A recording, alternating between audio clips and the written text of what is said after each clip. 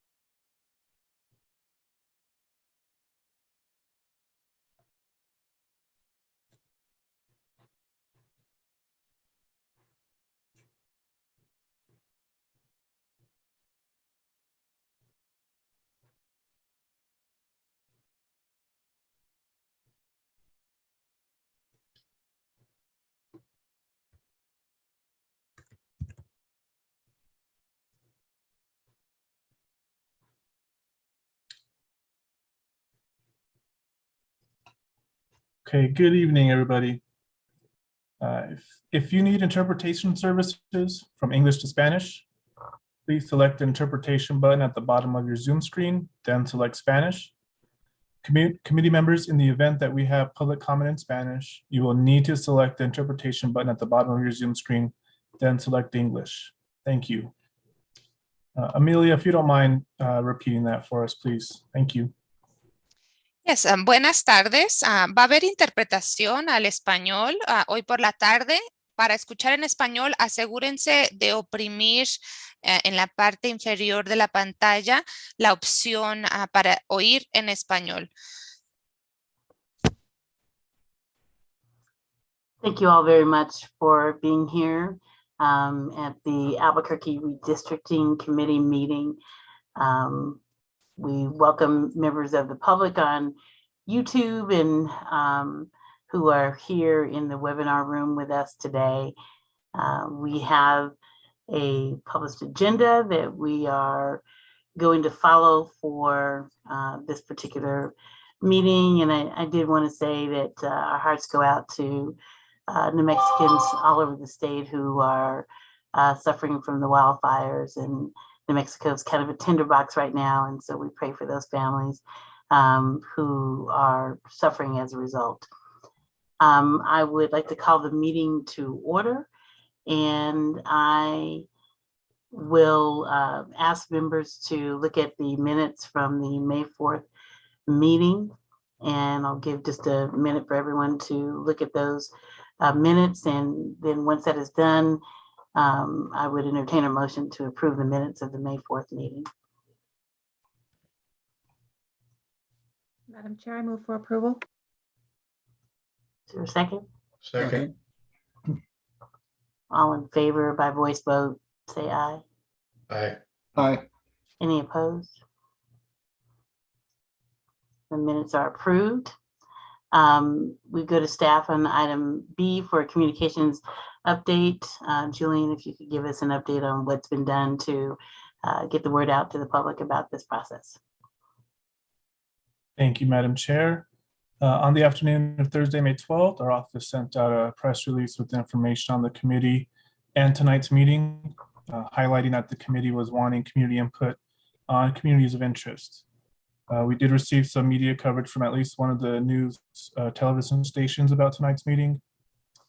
Information and links for tonight's meeting and the committee webpage was also included in this week's Office Neighborhood Coordination Weekly e-News. Also, last Thursday afternoon, our office sent out a MailChimp newsletter sharing the details on tonight's meeting and again highlighting the committee's ask for input about communities of interest. We've increased our number of subscribers to that MailChimp mailing list to 55. And again, we continue to encourage people to sign up to receive that newsletter on the project's webpage at cbq.gov/202 redistricting. And with that, Madam Chair, I'd stand for any questions or comments.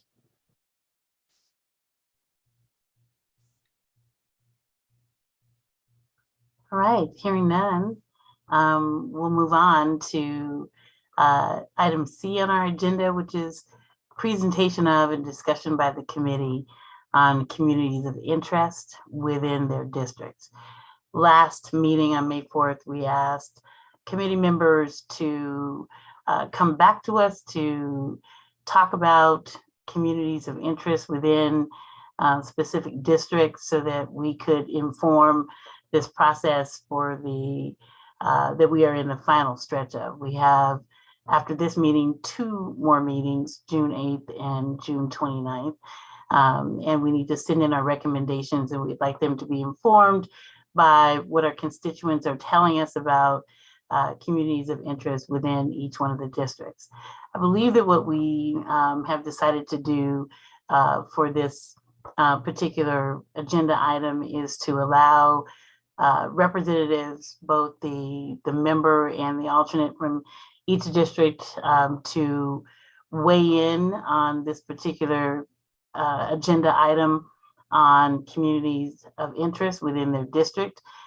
We also want to let the public know that for those of us who've joined us on the webinar, that you will have an opportunity to sign up for a public comment, to make statements about what you hear in these particular presentations. So we do want to hear from everyone in this particular agenda item.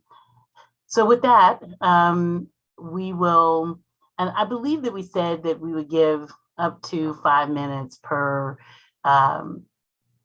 district to make some comments to be a part of this process and into the record. Is that correct, Petra? Madam Chair, I believe so, yes. So up to 5 minutes between the member and the alternate. And Petra, if you want to call the roll, we'll start now. Sure. Council District 1, committee members Segura and Aragon. Present. Present. I think, thank you for being present. I think that we're asking for your presentation and discussion on communities of interest within your district. We're definitely not asking for anything formal, like we don't need you to have a professional presentation, but we hope that you have spent this past couple of weeks talking to people in your district, talking to your elected official about communities of interest, and we'd just like to have those your information in the record, and then we'll get more information from the public who's joined us on the call and also from the written comments. Okay, sorry, I wasn't getting any volume there for a while, and so now I finally got it. Okay, we did meet and we discussed the various options that were presented between the citizens committees and the sessions that were, or the maps that were provided by Mr. Sanderoff and his group, and actually felt very comfortable with the different options. In fact, option A was one of the ones that we preferred as we went through it. It did provide minimal impact on the district. We understood that we did have to give up some of the district to be able to meet the needs of the city, but we also felt that it provided minimal impact on the city as a whole. So therefore, one of our primary ones, there's a couple that we did. We looked at A and D and a couple with citizens, and we could actually accept any of those proposals. Dan, do you have anything?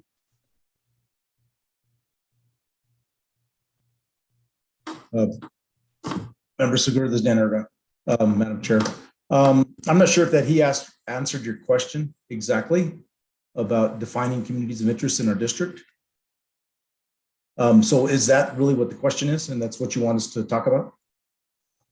No, that is the question, and you may use it to talk about anything that you deem appropriate. Okay. Our district is very diverse.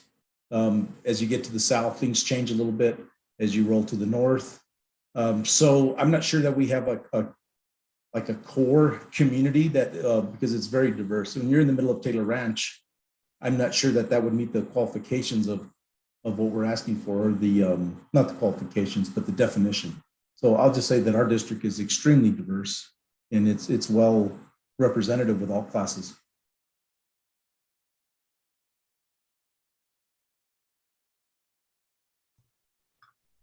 Thank you. It's District 1. Do you feel like that represents what you needed to let us know? Member Segura. Yes, that meets our requirements. Thank you so much. Petra?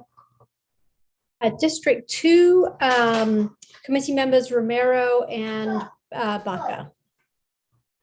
Thank you, Ms. Morris, Madam Chair and committee members. I did get some feedback from folks, constituents within our district. District 2 generally compromises the core of the city. It's a diverse district, diverse in economic background, in cultural, ethnic diversity.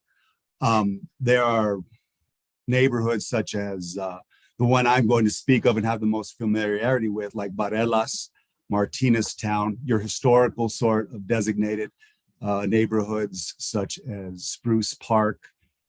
So there's a variety of them, all share similar characteristics. And I'm looking at the language from the slideshow when we're talking about language, history, economics, and really a shared experience. And I think shared experience I'm going to speak to. Barelas is a good example of sort of the quintessential community of interest, formed 360 years ago in 1662. It's one of the oldest neighborhood in the city, I'm told, long before statehood. And when the city came along, it was then brought into the folds of the city. But it's gone through an iteration of challenges and opportunities over the years, over the decades.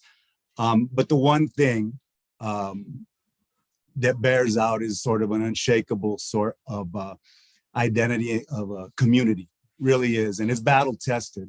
If you looked at it from the Barelas point of view, and I've spoken to many of theirs, and these are shared experiences, I want to acknowledge and preface some of these comments that I don't discount any of the communities. Right there next to Barelas is South Broadway, San Jose, and a lot of the communities that have a shared experience that I'm going to speak to.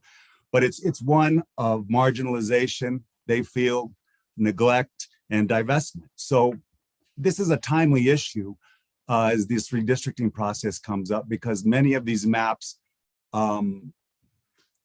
take Barelas in or out or split it in some of these concept maps. And I know it's of concern to them in terms of perhaps being marginalized. I know there's a belief that the neighborhood gets a lot of traction being contiguous and connected with the downtown community. There is a lot of economic development and things going on in Barelas, and they're always conscious and cognizant of issues like gentrification and so on, and being interested observers. So this is pretty, not unique to them, but definitely emphasized in their neighborhood. So I hear those coming from them having my own ties to Barelas. However, I understand as part of this committee, I'm tasked with a larger overarching obligation, and that's, following the mandates that we have and the constitutional principles. And I would implore the committee and for folks to think of community interest in terms of the larger Hispanic, Latino population and other related ethnic minority groups. It doesn't bear out at the council table in terms of the ethnic and racial makeup of the council. I recall the numbers from at least just the Hispanic population alone being about 44%. I think if we take 2 of the 9, I believe, if I have that incorrect, someone please tell me, on the council, that's about half at 22%. So I think that whatever we do, it needs to consider this community of interest rubric or concept, understanding it's somewhat subjective in the context of the Hispanic Latino community. I think that it, better influence for that community bears out in more trust for the system, more equitable representation, which is one of the overarching concerns. And I'd argue that can correlate to other groups who are marginalized, other ethnic and cultural groups. So my concerns and my compatriots' concerns for Barelas are palpable and real and steeped in historic evidence. But I'd ask the committee to also consider that in larger terms, in terms of equitable representation for the communities of interest as a whole on the macro level. I don't know if Mr. Baca has anything else, but I'll turn it to him. Hi, Madam Chair. Thank you. I'd just like to echo quite a bit of what Mr. Romero is saying. Same thing with historic districts, historic areas, but LS in particular, I've heard quite a bit from constituents there. Also, I brought this up in the last meeting, the idea of Hispanics being 44% of the population and not being represented in that way within the conceptual maps now. And that's something I'm starting to hear quite a bit more from community members, that Hispanics are the largest percentage of the population, and yet all the conceptual maps have 3 Hispanic majority districts, whereas the white population has 4 majority population districts. And so that's an area of concern that I'm hearing quite a bit from. So other than that, I'll just echo what Mr. Romero says. Yeah, thank you. Thank you, District 2. Petra? District 3, committee members Quesada and Hernandez. Thank you, Madam Chair, members of the committee. I think it might also be helpful to show our respective maps on the screen as well, so viewers can know which areas that we're actually representing. That might be helpful for them. But I'd like to start just by acknowledging Member Romero's comments. I too echo some of those points, going along with the principles of the communities of interest. I'd like to talk about some of our shared characteristics, history, language, economics, and lived experiences.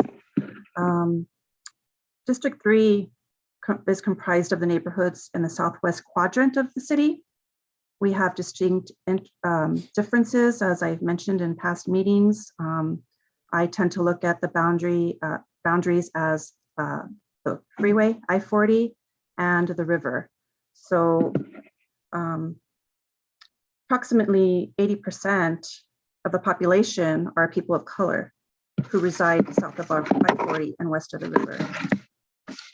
And when you cross the river, some of these neighborhoods predate, like the town of Atrisco, Old Town. And some of the realities of our community deal a lot with socioeconomics due to the environment. We have vulnerabilities when it comes to that, and also with crime. There's a lot of single parent homes. A lot of our shared culture, predominant Hispanic communities, shared traditions. Our traditions are aligned. As far as I want to talk a little bit about some of the amenities we have. Because of redlining and just being disenfranchised, lack of investment by the government, we're a food desert. We only have basically 2 grocery stores to serve the vast majority of the population here on this side, which is approximately 130,000 people. We have Walmart Smiths. We have a neighborhood Walmart that's on the smaller scale. I've seen other neighborhoods with much nicer and larger grocery stores. Lots of homeless camps along West Central.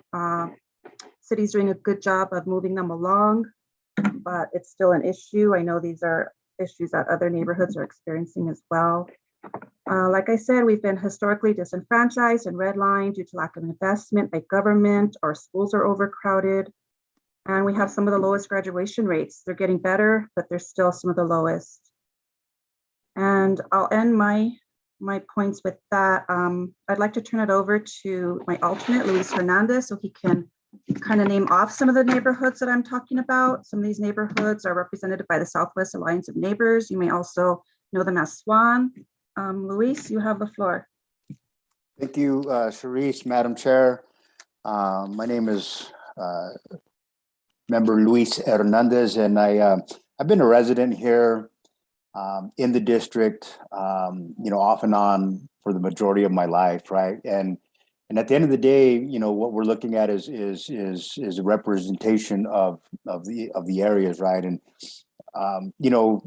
Member Quesada had mentioned at one of the previous meetings that maybe we ought to all practice the exercise of driving the neighborhoods to really see, firsthand, what they are. Or what they're not, right? And as I look at our area here, there's three distinct neighborhoods that one of them isn't really part of our district, but they make up the area in terms of communities of interest, and that is, the Alamosa, the West Mesa, and of course the Westgate area, right? For years and years, as the city grew, these communities, continued to fight for very basic infrastructure needs, right? Simple curb, gutter, and lights, right? And that's always been the fight of the Southwest quadrant. And to Member Quesada's point, we do view that as I-40, south to Rio Bravo and the river west to the city limits, as one big whole community of interest, because we've all have had that disinvestment happen to us throughout the years. We talk about property development and amenities. There was once upon a time where impact fees for developers were triple what they were just on the other side of the river, which developers were encouraged to develop east of the river as opposed to west of the river, and as a result of that, you've got predominantly lower income families, because developers came in and they simply, I'll call it what it is, pillaged the area and built an overabundance of affordable housing. And so to that point, we are all one community here in the Southwest area, right? Because of those things that have happened in the past, and those things that continue to happen, we all share in the same struggle, in the same fight for that equity, right? To have some of the same things that might be on the other side of the river, or on the other side of I-40 for that matter, right? And for that reason, I feel like it's very important for us to have that representation, somebody who is from the area, that knows exactly what it's about, that has grown up in the area, that has lived the area, that knows exactly what those challenges are, because those challenges are very, very different from challenges outside of this community of interest. And so, a lot of neighborhoods, Crestview Bluff, that's on the old Coors corridor, and right across the street is the Alamosa Neighborhood Association. Those might as well be one and the same, just maybe a difference of name. But that's a long-standing community that some of the maps would be split in half. We talk about the West Central Corridor. Our group has been working for, well over 20, 30 years on the redevelopment of the West Central Corridor. And in these maps, that West Mesa, anything north of Central, past I-40 is going to be taken on into a different district that may not get the same representation that we would see now.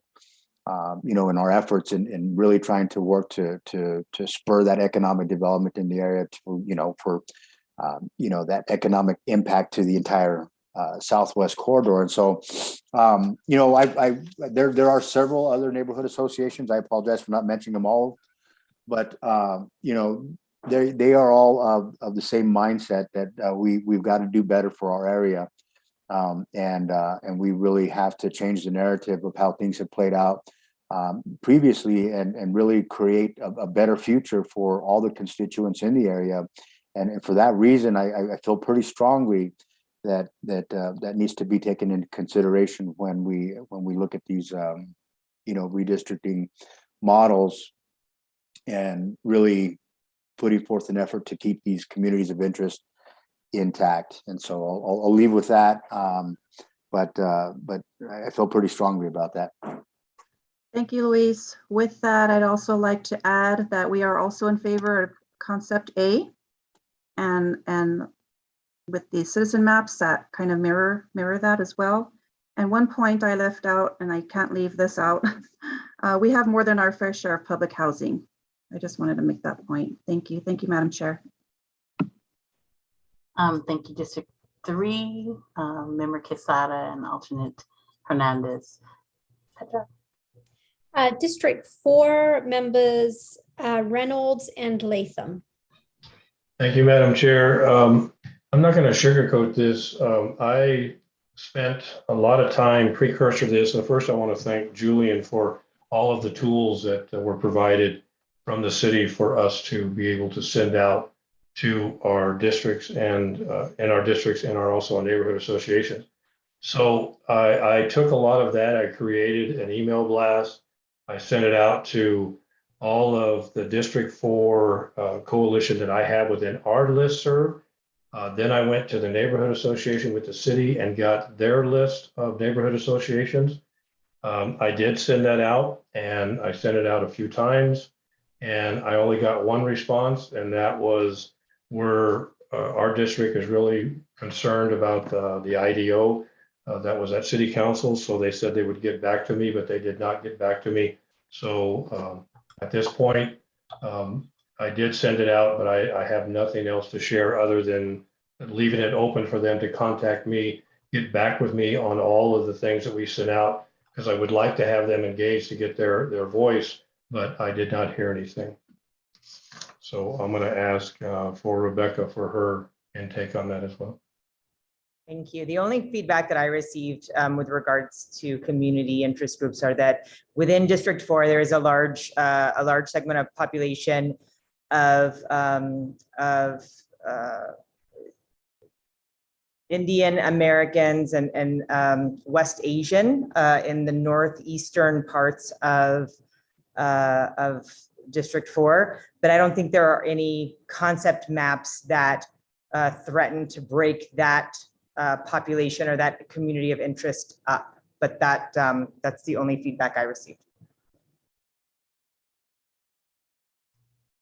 Thank you, District 4, Member Reynolds and Alternate Latham. Petra?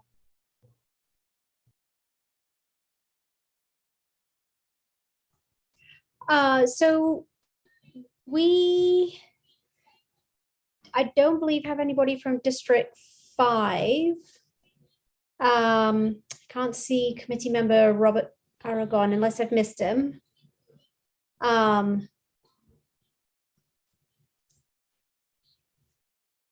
So perhaps we'll come back to District 5. Council District 6, Chair McGill and committee member Nahar. I'm going to have committee member Nahar go first. Thank you, Madam Chair, committee members. Good night, everybody. Yeah, so there's a couple of the concepts that we went over, and I think we're okay with for the most part with a couple of them. I know one that we were looking at was looking at eliminating, taking out one of the neighborhoods, which was Mesa del Sol, and going into District 7, which I think we were okay with. We definitely want to make sure that we keep the interest at heart of some of the communities that really need a lot of help. One of the neighborhoods in specifics, I think we're all very familiar with, is the International District.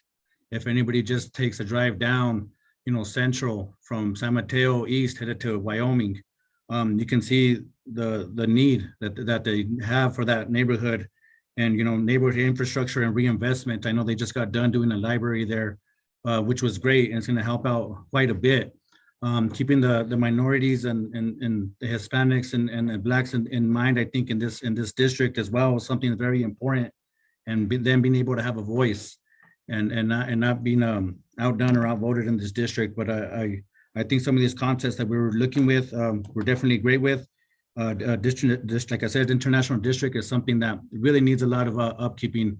That's actually the neighborhood that I was born and raised in, off and on, and I do live back in this neighborhood again. And for the reason of that, of being a helping hand and the need that it has, there's a lot of history in this neighborhood, a lot of pride.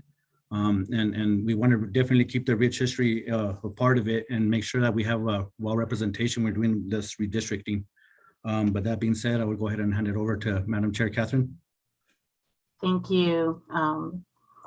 Rosendo, I'm really have been talking about the fact that this process, the whole redistricting process, is not really relatable to the public.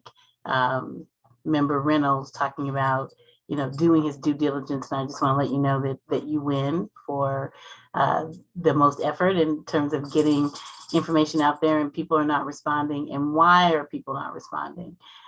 Because they don't really know what this process is about. We're deep into it. We've got 2 more meetings after this meeting, but we have not done a good job as elected officials and as the government of making redistricting relatable. And then if we go back to what happened in the census and to the historic undercounts that we know happened in the 2020 census, we probably aren't even dealing with accurate numbers in each one of the districts. That is what is so, and I think that we have to face those brutal facts as we move forward to try to get to a 1 person, 1 vote, to make sure that people in every area have an opportunity to feel like they are heard and that they have the ability to have adequate representation.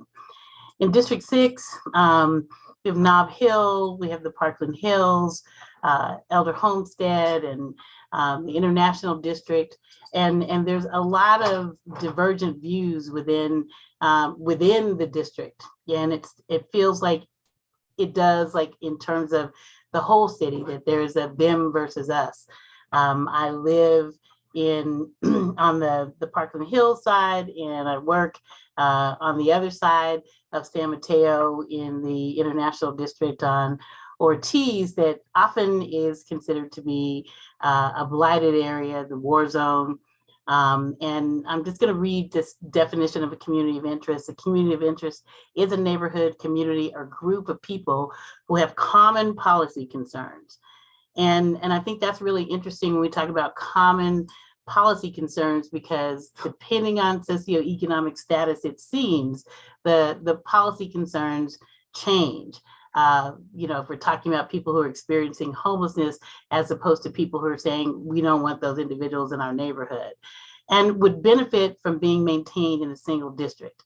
Another way of understanding a community of interest is that it is simply a way for a community to tell its own story about what neighbors share in common.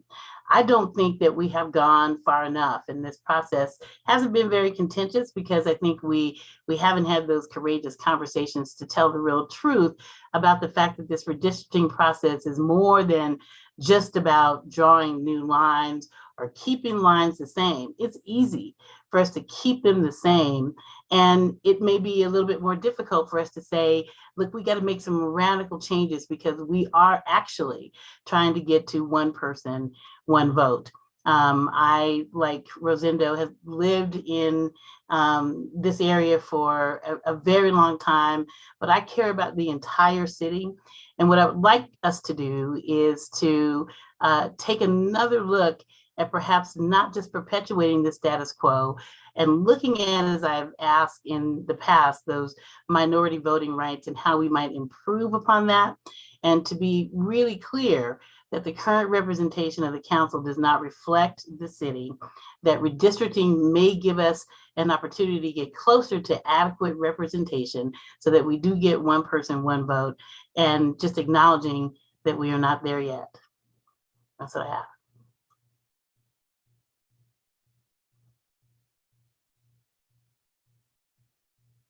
Petra? District 7, Vice Chair Kellerman and Member Bergmans. Thanks, Petra. Madam Chair, I want to echo what you said about this being an opportunity for change, that the redistricting process happens once every 10 years. And this is a time to reflect on not just what has changed, but what hasn't been faced in the city of Albuquerque. For District 7's part, I also reached out to folks, not to the extent of other members, and Member Reynolds. I do appreciate that effort. Some key conversations, I would say, some targeted dialogue. It revealed potentials under the definition for a community of interest. There are working class neighborhoods in District 7. There are some deep histories in terms of when neighborhoods were constructed, when places were built, some shared experiences, but nothing that truly, in my judgment and the judgment of other community members here, fit or justified a true community of interest. So opening this up to determine what that means and hearing from each district is really important. The intention of this exercise and the prompt for these presentations was to get to a place where we had defined boundaries for communities of interest. So the COI principle is intended to protect vulnerable communities, to give them concentration within a district.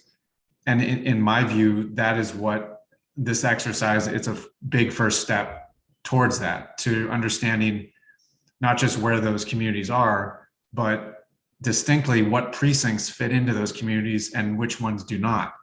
The ones that do not are the shiftable precincts. They're the ones that, in my view, we can move to create more representation and different dynamics across the city. They are able to change and create new dynamics, new racial representation, and everything that I've heard repeated as themes. Some of the communities of interest that have been identified, I think this first step from here, we also need to look at, as we dialogue on these maps, what can be iterated. Because simply, if a map simply protects a COI in general as an assumption, what are those distinct boundaries and what is shiftable? What can we iterate on that map? So I want to free up this idea that the concept maps are set in stone. Now that we have better dialogue and better communication, some notes and points on what COIs to consider, we can step into more distinct boundaries as we talk through what's shiftable and maybe have some deeper change to come full circle here. Again, District 7 doesn't have any COIs that I can note that feel defined enough or meet enough of the qualifications to be stated. There may be another class of COIs we want to identify later, but in terms of the priorities compared to a neighborhood or a community like Borellis, District 7 doesn't have any. And I'll leave it to my alternate, Heather, to add anything else that I missed. Thank you. I was mostly just going to echo everything that Vice Chair Kellerman said regarding District 7 and how important it is, because of the lack of communities of interest, that we keep the whole city in mind and definitely listen to and pay attention to those other parts of the city with more input or more communities of interest. So I would just echo everything he said, pretty much. Thank you, Member Kellerman and alternate Bergman and Petra. Sorry, Council District 8, Committee Member Buchholz. I don't believe Committee Member Powers is on this evening.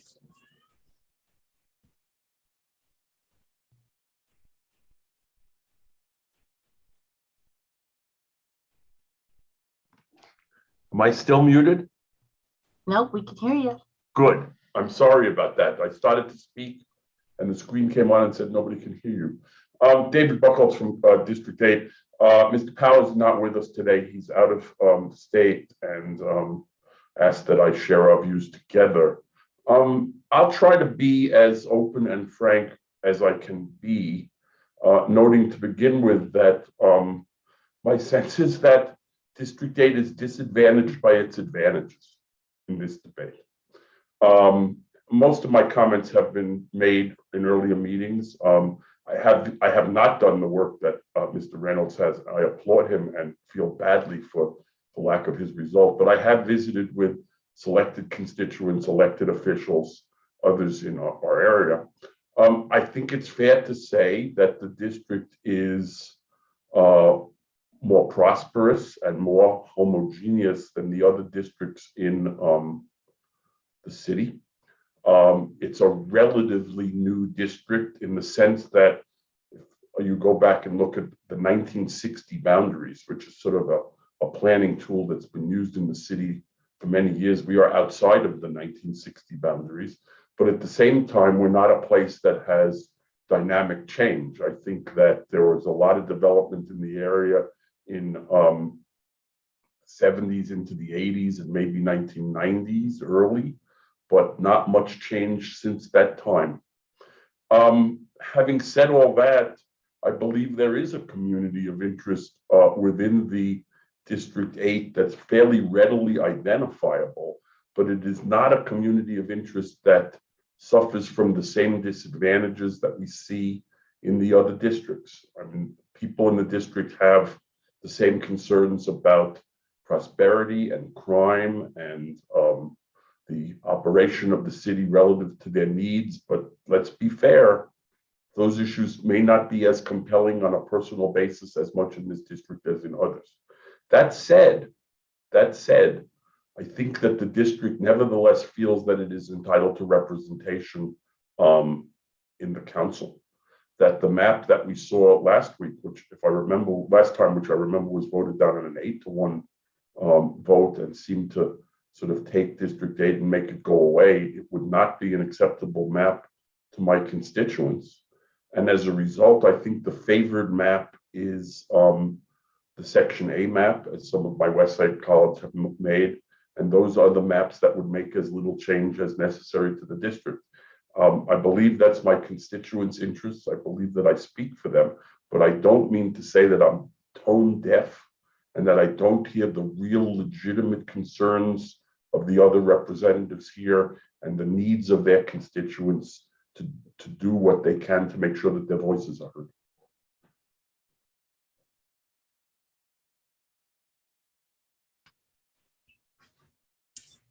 Thank you, Member Buckholz. I appreciate that. Petra?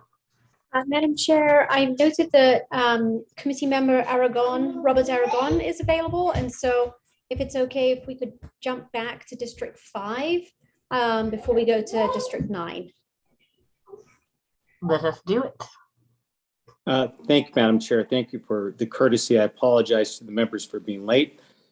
Frankly, I was stuck in court until 5 o'clock and hurried as quick as I could. So no disrespect to you, Madam Chair, or any other members. Again, thank you for the courtesy. I certainly appreciate it.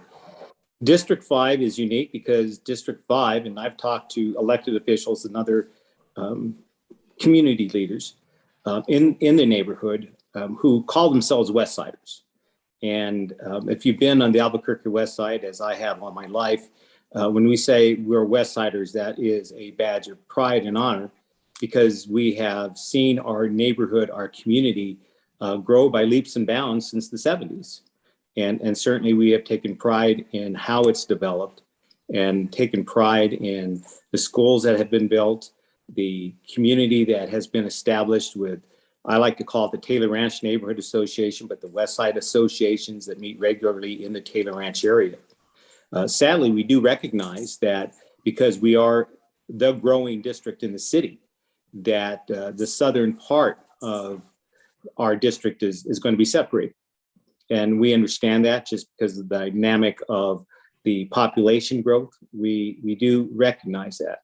We would like to keep what we consider the Taylor Ranch area as intact as possible. I do see that sometimes the discussions have taken us away from what the constitutional and the ordinance charge is to other issues that I think are dangerously close to being political issues as it directs, this committee directs part of its attention to not communities of interest necessarily, but constituencies of interest. And there's a dichotomy between a constituency of interest and a community of interest. And I think as we move forward, that we need to make sure and identify that we keep in mind the constitutional requirements that are set forth in a series of case law that the City Council was very cognizant of as it was putting its ordinance together. I don't want to see us deviate much from that. I do know that my district is going to change dramatically. We understand that. As such, we are very much interested in keeping as much intact as possible. And that is reflected in map A.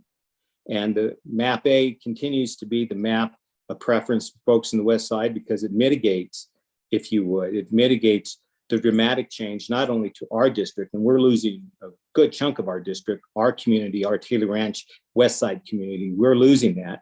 But certainly as it pushes that population south, and I will be one of those individuals who is pushed south, I do see the importance of keeping the districts intact as much as possible, so long as it meets the constitutional requirements set forth by a series of case law. And that is what we are bound by. And when we come closer to making our final decisions, I will outline not only why we should continue to do that, but because of the cases that do exist, that we are bound to do those very things. We'll talk about that at a later time. District 5 understands it's going to shrink in size. We want to make sure that the community of the west side, the Taylor Ranch area, which has been identified as a Taylor Ranch area for the better part of 40 years, continues to be the Taylor Ranch area. Louis, you're going to get some really good folks going to your district, and they're good folks. And your district is very much similar to what we see in the southern Taylor Ranch neighborhood. So we look forward to that, but we do not want to see, and I don't think it is in the city's best interest to make drastic changes to the district, because it does create discontinuity as it relates to the voters who are used to certain districts. So as we move forward, we're going to give some area up. We understand that. We hope to mitigate the changes. And most everyone I talk to on the west side, elected officials, both Democrats and few Republicans we do have on the west side, they all agree that map A keeps the Taylor Ranch neighborhood as best intact and Tono Ranch area as best intact as possible. So we continue to like map A, and hopefully as we move forward, if there's a nip and a tuck here and there, we're certainly open to it. I am, but again, let's understand that before anything else, there is strict constitutional guidelines that we must follow. And I'm hoping that we continue to do that and make sure that we have the definition of community of interest rather than constituencies of interest, and move forward with that idea, because it's codified in case law, very well defined. We'll talk about that at a later time, Madam Chair. Thank you for the courtesy. And again, I apologize to you, Madam Chair, for being late, and all the members. And again, thank you for the courtesy. Thank you, Member Aragon. Petra? Council District 9, committee members Pesco and Stull. Hi, this is Ken Pasco. I was able to attend a community meeting with a bunch of people. It was last week, a bunch of people from the area. And there was one woman who's just outside of District 9 who was very concerned that her area, the South Los Altos community, be held together as a community of interest. And her concern was that it's a very close-knit neighborhood. It with very active community organizations, and it really feels like a community of interest. And it has been that way for a long time. And what we're talking about is an area from Eubank to Wyoming, and from Central up to Lomas or up to the freeway. So it's outside of District 9, but it butts up right against District 9, and the woman was quite concerned that this area stay together.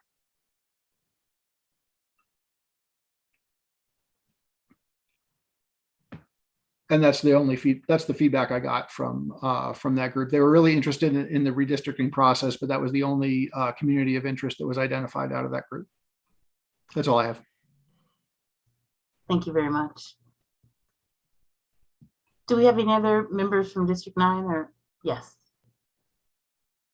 This is committee member Stoll, and I did attend that same meeting that Ken was at, but also I wanted to add was that in addition to that meeting, I have attended several other fora within District 9, taking the maps as well as the different media packages that the staff from the city of Albuquerque have provided to give that information to the individuals, the constituents in District 9.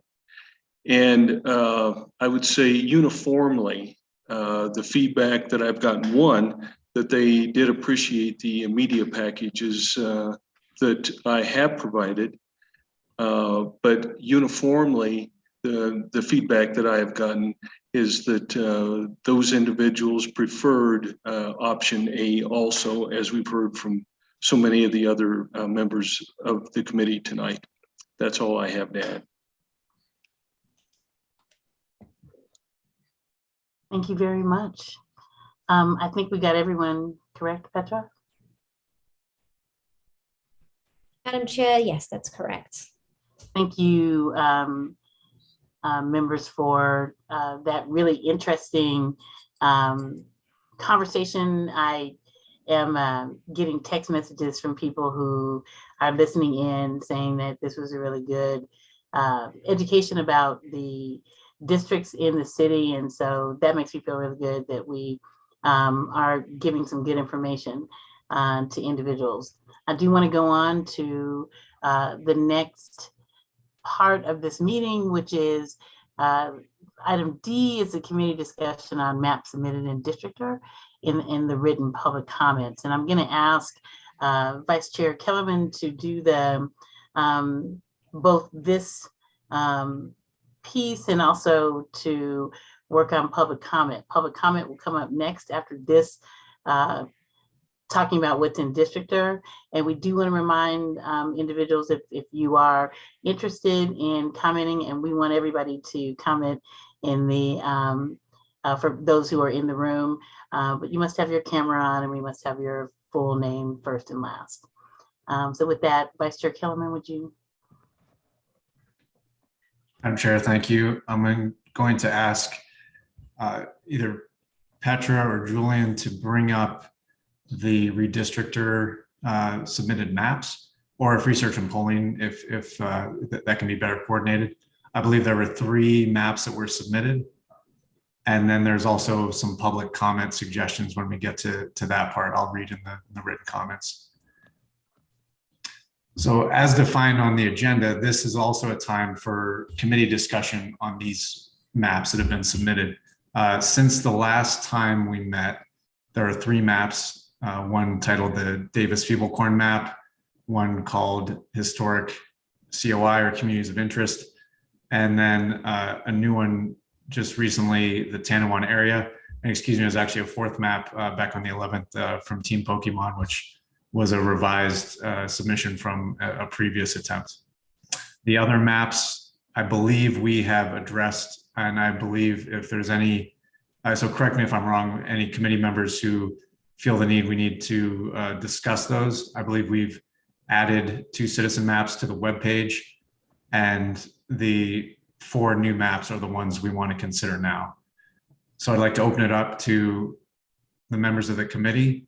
If you've had a chance to review these maps on Redistrictor, and if there's any comments, any dialogue to start, any areas of concern, and if these maps relate to any current concept maps, that's something a question I'd like to pose to research and polling after the initial round. So I open it up to any committee members. If you could raise your hand, we'll go in order of hand raised. But sir, can I just ask, have the maps been vetted? Research and polling, Brittany or Brian, could you address that question? Yes, Madam Chair and Mr. Vice Chair, we have vetted the maps. The Team Pokemon map and the Davis-Feeble-Corn map are, have the right population distribution, no contiguity issues. There are some small contiguity issues in the historic COI map, but we have, played around with, if we fixed those contiguity issues, it doesn't impact sort of the intent of the map, I don't think, but that's sort of where we are. And then, I'm sorry, the Tanawon area map, that's just a community of interest. So that's just the Tanawon area, defining what that user thinks the boundaries of Tanawon are. Thank you for that clarification as well, Brittany. Madam Chair, Mr. Vice Chair, I just wanted to make sure you're aware that Ms. Meredith Paxton I've let her in to be a panelist. She submitted through the written comments the historic COI map. So if you were interested in hearing her presentation on her map, she is available and a panelist currently. Julian, thanks for that. Meredith, would you like to comment and present your map? And if we could bring that up on screen as she does.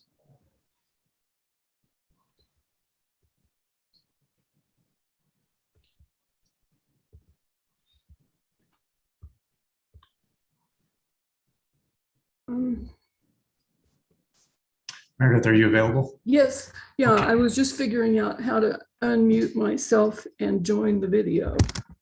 Cheers. Thank you, welcome. And 5 minutes to present, thanks. Okay, I think one of the main differences with this map, as opposed to the concept A map, is that it links all of the districts that are recognized by either the National Registry of Historic Significant Cultural Properties and the State Registry of Cultural Properties with the City of Albuquerque Historic Protection Overlay Zones.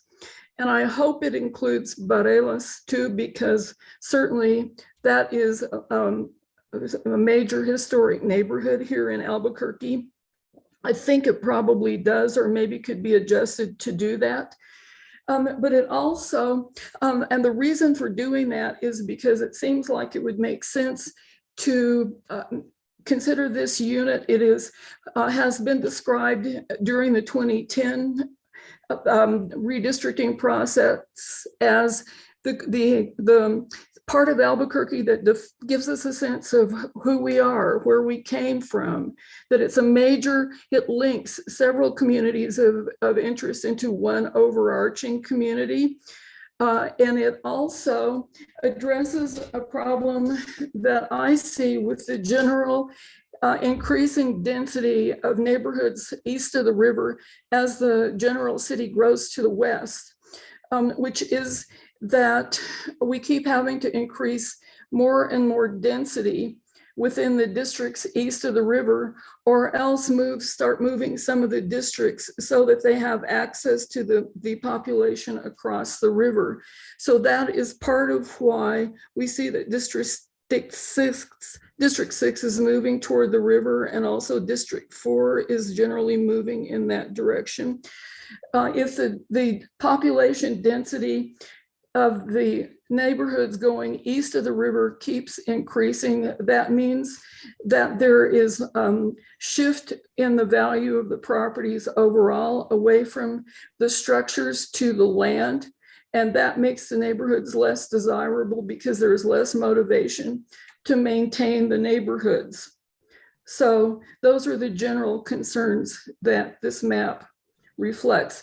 I will also just comment briefly that during the 2010 redistricting process, Debbie O'Malley commented, excuse me, that she thought that overall the number of constituents that are being expected to, that each counselor is expected to represent, makes it impossible to do the job adequately, and she left the council. So I wonder if there is a point where when a certain population density within a district is reached, 2 more districts are added to the council so that there can be more effective representation within the individual districts. And that's what I have to say. Thank you. Thank you, Meredith. Thanks you for the framing there of your map, and also the question and the prompt to the committee. Do we have any other members of the public, any either map authors or people who can present their maps, have some association or connection to a map they'd like to speak to?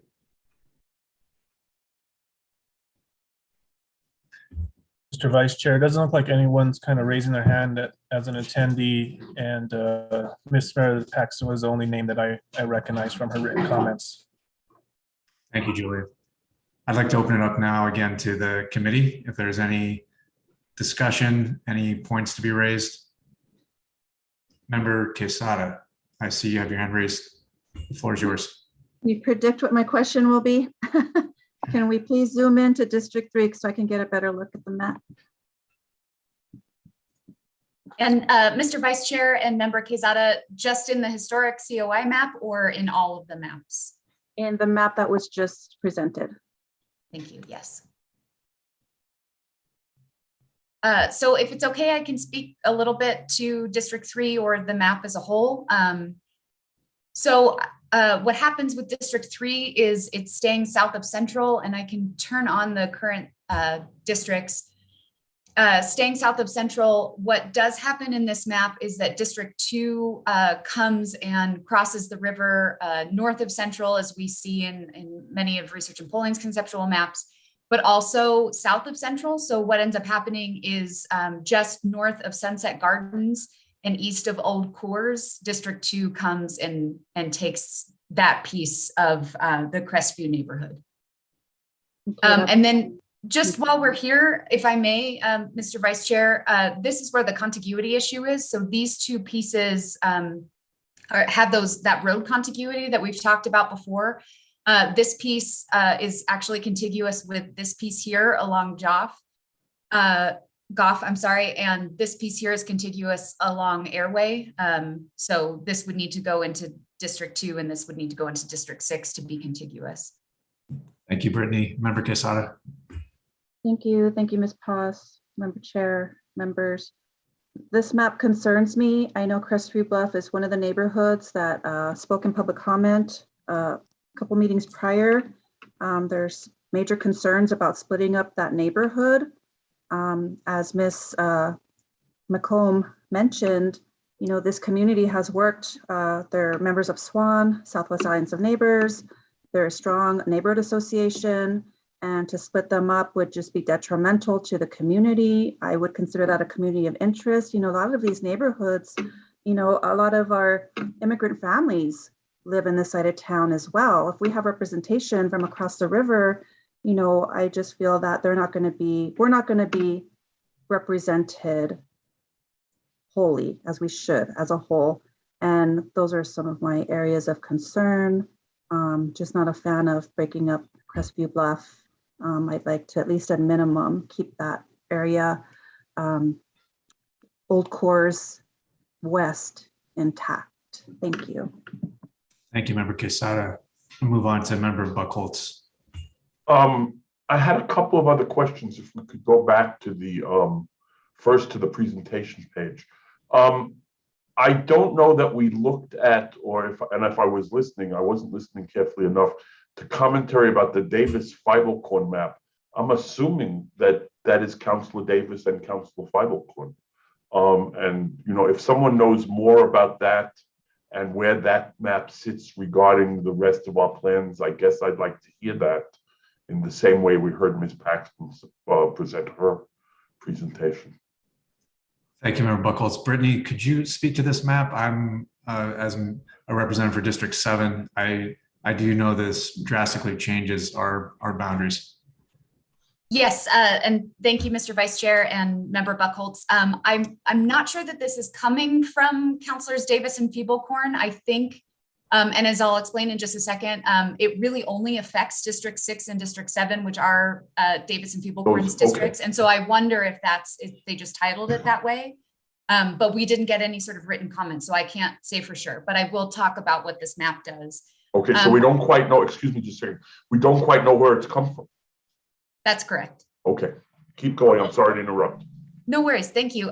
So this is really similar to Citizen Map 2, which is a variation of Concept A. If you'll recall, Citizen Map 2, the only difference between 2 and Concept A was a few precincts here between District 7 and District 8. And actually, I think I can turn on the numbers. So all of the districts are the same. 5, 1, 3, 4, 8, 9 are the same. District 2, the only difference between this map and Concept A and Citizen Map 2 are these two precincts, which are the Kirtland edition, move from District 6 into District 2. But the major shift in this map is, as I said, District 6 and District 7. So under the current plan and many of our status quo plans, District 6 and District 7 have sort of a horizontal orientation, and this turns them into a vertical orientation. So District 7, which used to take the sort of northern part of that vertical orientation, comes down and takes the university area, Nob Hill, goes all the way up to Montgomery. And this is Manal, and then this is Wyoming and Candelaria. So a lot of this part here, south of the freeway, was in District 6 previously. District 6 under this map then takes the sort of eastern part, including the International District, which is whole all the way to Eubank. And then taking some of Uptown up to, again, that's Montgomery. Brittany, could you turn on also the current city councilor locations? Yes, so this does pair councilors Feeblecorn and Davis in what would be District 7 in this map.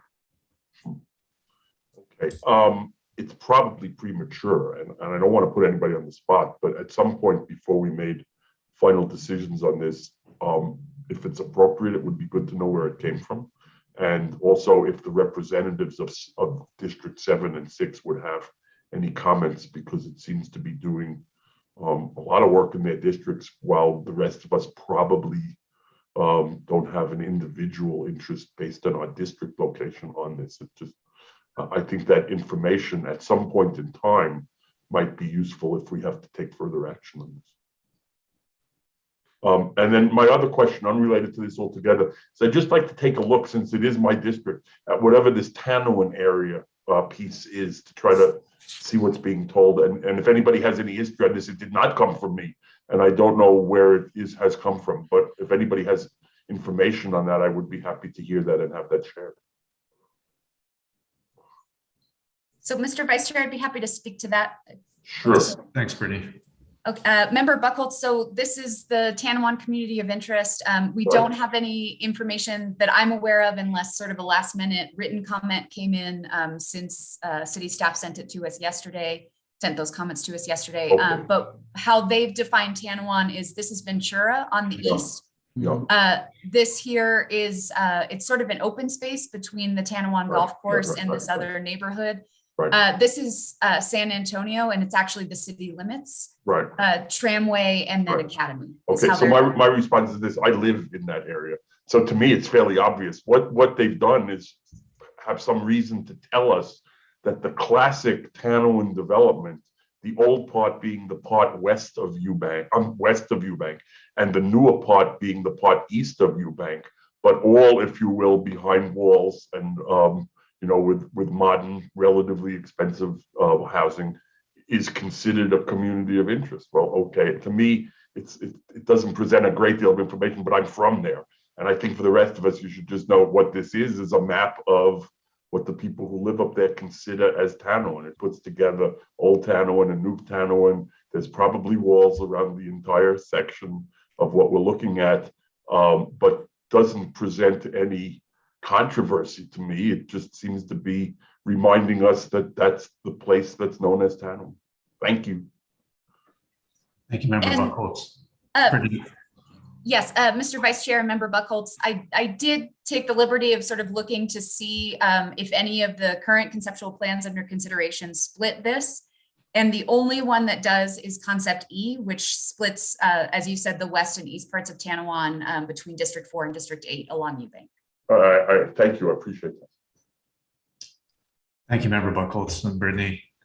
I, as the rep for District 7, I just wanted to comment on your question, Member Buchholz, and we can circle back to this in later committee discussion, that the Davis Feeblecorn map does affect my district significantly. The current location, the current residence of the sitting councilor is not affected, is not moved out of district. And one thing that's on my mind, again, is defining the community of interest within District 6 as it currently stands, or communities, plural, of interest, and how this change affects those COIs. So with that, I'd like to move on because I know Madam Chair in District 6 is also in the queue to speak. I want to move on to Member Romero, but before I do that, I see Petra, you have your hand raised. Would you like to comment? I just wanted to share, I just received a text from Councilor Davis's policy analyst that was clarifying that the Davis-Fieberkorn map was created by both of those councilors, and they would like you guys to consider it. They didn't realize that it had to come in via an email. So we apologize for that confusion. Thank you for that clarification, Petra. Member Romero. Vice Chair Keller, thank you. Committee members, thank you. First, Citizen Paxton, thank you for your comments. I know you are a District 2 constituent, and you reached out to me, and thank you for following my encouragement to bring this before the committee and discuss your map. And thank you for the sentiment towards Barelas. It's appreciated in terms of considering it a appreciated community of interest, and it's definitely, as I say, the quintessential community of interest. One thing that I'm in favor of in discussing this with my counterpart, Mr. Baca, and representatives in my district, is that I believe we need to cross the river. I think that's the only path and the necessary path towards equitable representation. It would help the West Side out in terms of having more representation at the city council, and it seems the city is moving that way. I looked at the pre-2010 map, or the last reincarnation of this current map prior to that, and it crossed the river. And I'm not sure why it receded, because I think we all seem to understand that that's the way the city's been growing for some time now. I could see the geographical center of the city right over the river. To that end, I think the river, this idea of the river, this geographical demarcation, not to sound trite or hokey, but it really needs to be something that unites us and not divides us. It cannot be this artificial proxy for a demarcation between the two sides anymore. We have to tackle that issue as best we can under the constitutional mandates, as Mr. Aragon had indicated. But I think it can be done.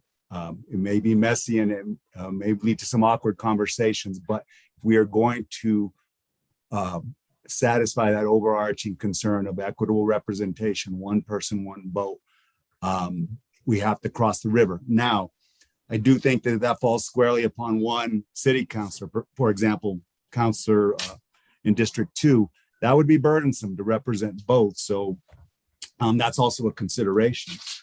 Last thing is I hear committee members, and this is fine, giving a preference for certain maps. I'm giving a preference for any map that can come up with some compliance with the Constitution mandates, but that crosses the river.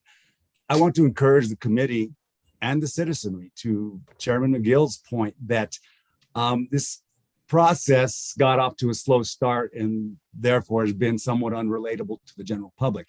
It does seem to be ramping up now. I get that sense here in my constituency through the emails and just by increased participation. So I want to encourage the committee to continue to accept maps up until we can't, but to not, dissuade members of the public or anyone else to continue to submit maps that track the constitutional mandates and are vetted, of course, by our consultants. That's all I have. Thank you. Member Romero, thanks for those points. Madam Chair, I open up the floor to you. So the Fieberkorn Davis map pairs the councilor in District 6, correct? That's correct, Madam Chair. It pairs the councilor in 6 and 7 in District 7. Okay. In terms of what does this do for the international district, and can you just discuss the boundaries again of what District 6 would be if you would? Absolutely, Madam Chair. So the international district is whole in District 6. So the western boundary is San Mateo, the eastern boundary is Eubank. So it even goes as far as Eubank. I know sometimes we talk about whether or not that piece between Wyoming and Eubank south of I-40 is in the international district, but that does keep it with the international district. It then District 6 would cross I-40 and take Uptown and some of these other neighborhoods south of Eubank. Goes as far as on the north as, Candelaria and Manal here. What does this do in terms of the metrics that we've been looking at before? Does it change them substantially? Madam Chair, it doesn't change them substantially. It does raise the white population in District 6 slightly. It lowers the Black population in District 6 slightly. And I'm trying to remember, I should have written it down, I'm sorry.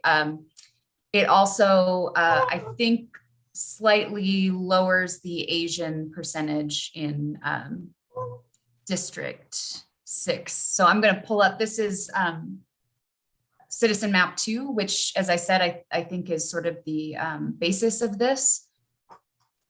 So we can look at that. Let's see.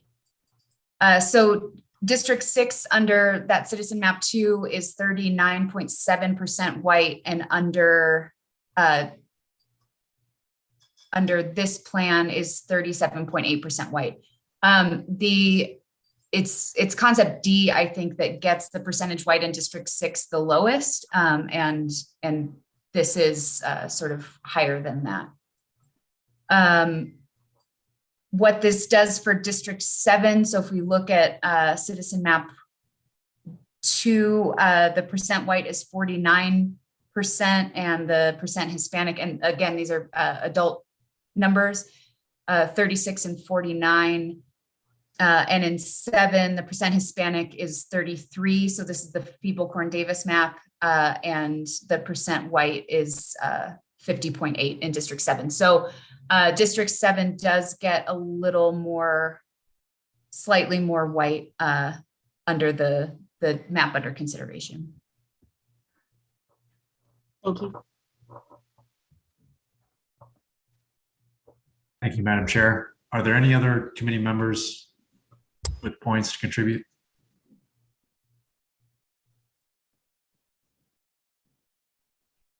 Yes, Brian Sanderoff from Research and Polling.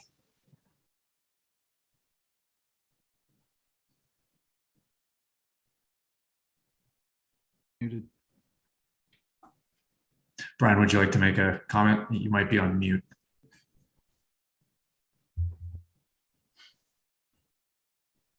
Sorry about that. Thank you, Mr. Vice Chair and members of the committee. One issue, a question that came up in the COI map. Brittany, if you could go back to that map. The author of that map had asked a question about what happened with Borellis in this plan. So if you could speak to that. Thank you, Mr. Vice Chair, and thank you, Brian. Yes, Borellis is actually split in this map. So the under that historic COI map, it sort of jogs along right through the middle of Borellis. And generally, when we're sort of trying to keep Borellis together, we take it all the way to 25 or here to Edith.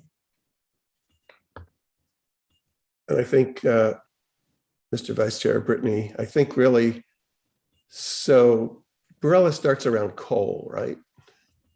And so it's that part of Borellis that is, and if you go to like 4th Street or so, yeah, it's that part of Borellis that is divided from the other part under this map.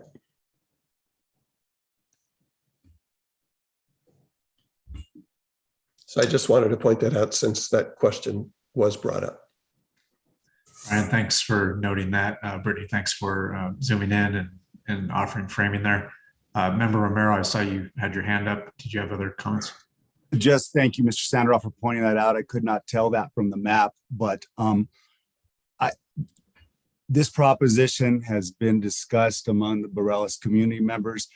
There's differing views on whether that brings 2 council member representation to the neighborhood. I think it would be hard to actually divide Borellis even by way of a distinct council line like that, because as I spoke to their sort of unshakable sense of community, I don't see that being done, but there is some trepidation and concern about divestment. So I appreciate that being pointed out. And people are trying to ruminate on this concept in that area. So there'll be further comment, I suspect. Thanks. Thank you, Member Romero. We've seen the latest maps. We've had some walkthroughs. Thank you to Research and Polling, as always, for walking us through, giving us some guidance on what has changed, how these effects and impacts might occur with these maps. I want to now move to our next agenda item, which is public comments. So based on what has been presented here tonight in terms of the communities of interest, presentations from each of the committee members for their districts, and also the new maps we've seen, I asked for Julian, your help in managing anyone with their hand raised. And I'd like to emphasize too that members of the public, this is your time to comment on our work, what's been submitted, everything that's been presented tonight, and anything else we've brought up in the past. Your comments should be limited to 2 minutes.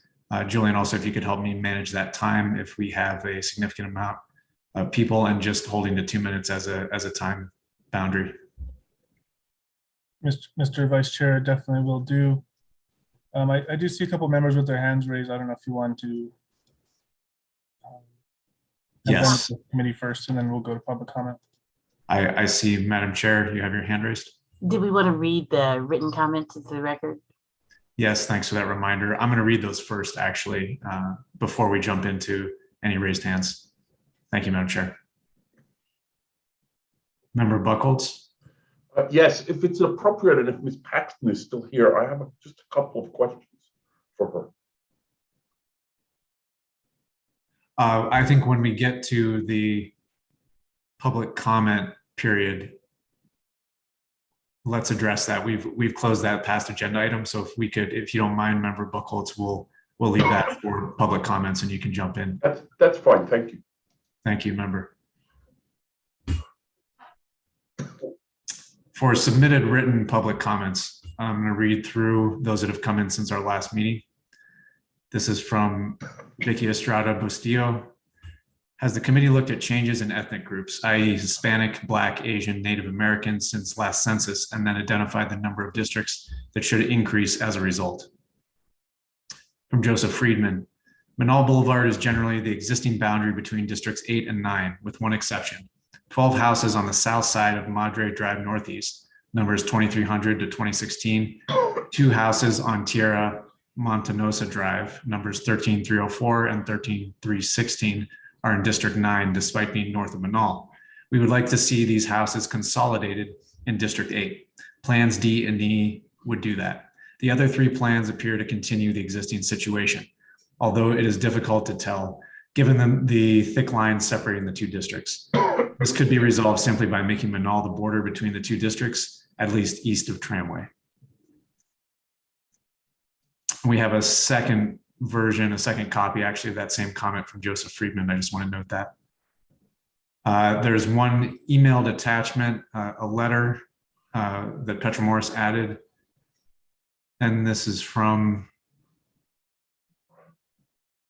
Paxton at SWCP.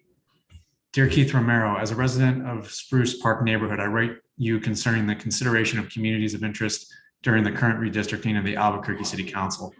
I would advocate for the grouping of the recognized historic neighborhoods as a single community of interest to be contained in one district. A major discussion topic that was raised during the redistricting after the 2010 census is that this core area reflects the early identity of the entire city, where we came from. Its significance extends beyond that of any particular neighborhood, and many of its beautiful buildings are irreplaceable. Their historical characteristics simply cannot be replicated by modern copies. Spruce Park is listed on the National Register of Historic Properties, compiled by the National Park Service and the New Mexico State Register of Cultural Properties. And a proposal to add it to the list of 5 existing City of Albuquerque Historic Protection Overlay areas is currently under consideration.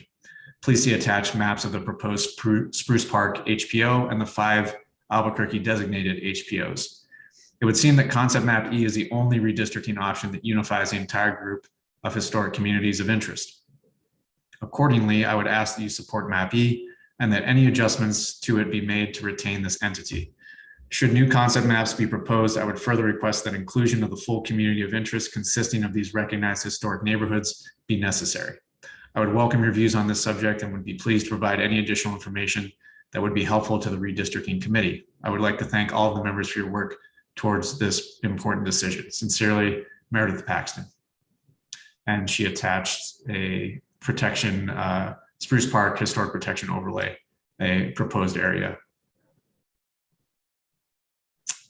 Becky Davis says it is sad how fragmented District 3 is because of county land breaking up the design. But more than that, I don't like how District 2 bulges over the river to take residents from both District 1 and 3. There should be another district west of the river to be able to handle growth for the next 8 years. Have District 2 take people from District 6 or 7, not districts west of the Rio. Thank you. And finally, Meredith Paxson just added a comment directly to the website. Please consider the proposed historic community of interest map posted on Districter, which would provide more effective representation for the historic core of Albuquerque by placing it in a single council district, and adds a link to that map. So with that, those are all the written public comments that were submitted. Again, I'll turn back, Julian, if you could prompt, and I'll also ask Member Buchholz to raise your hand again so we can address your comment to, I believe it's Meredith Paxton. Are you ready for me? Yes, Member Buchholz, go okay. ahead. Thank you. And I have actually an unrelated comment first. Petra Morris, this is David Buchholz from District 8. There was a written comment early on that was reported on a narrow technical issue, but possibly important to the person who gave the comments relative to the boundaries of District 8 and District 9. And if you could get me that comment and information that we have from the people who submitted that, I'll want to take a look at that just because it's coming from the district that I'm representing. So thank you. My questions, I had questions for Ms. Paxton if she's still here on the other matter.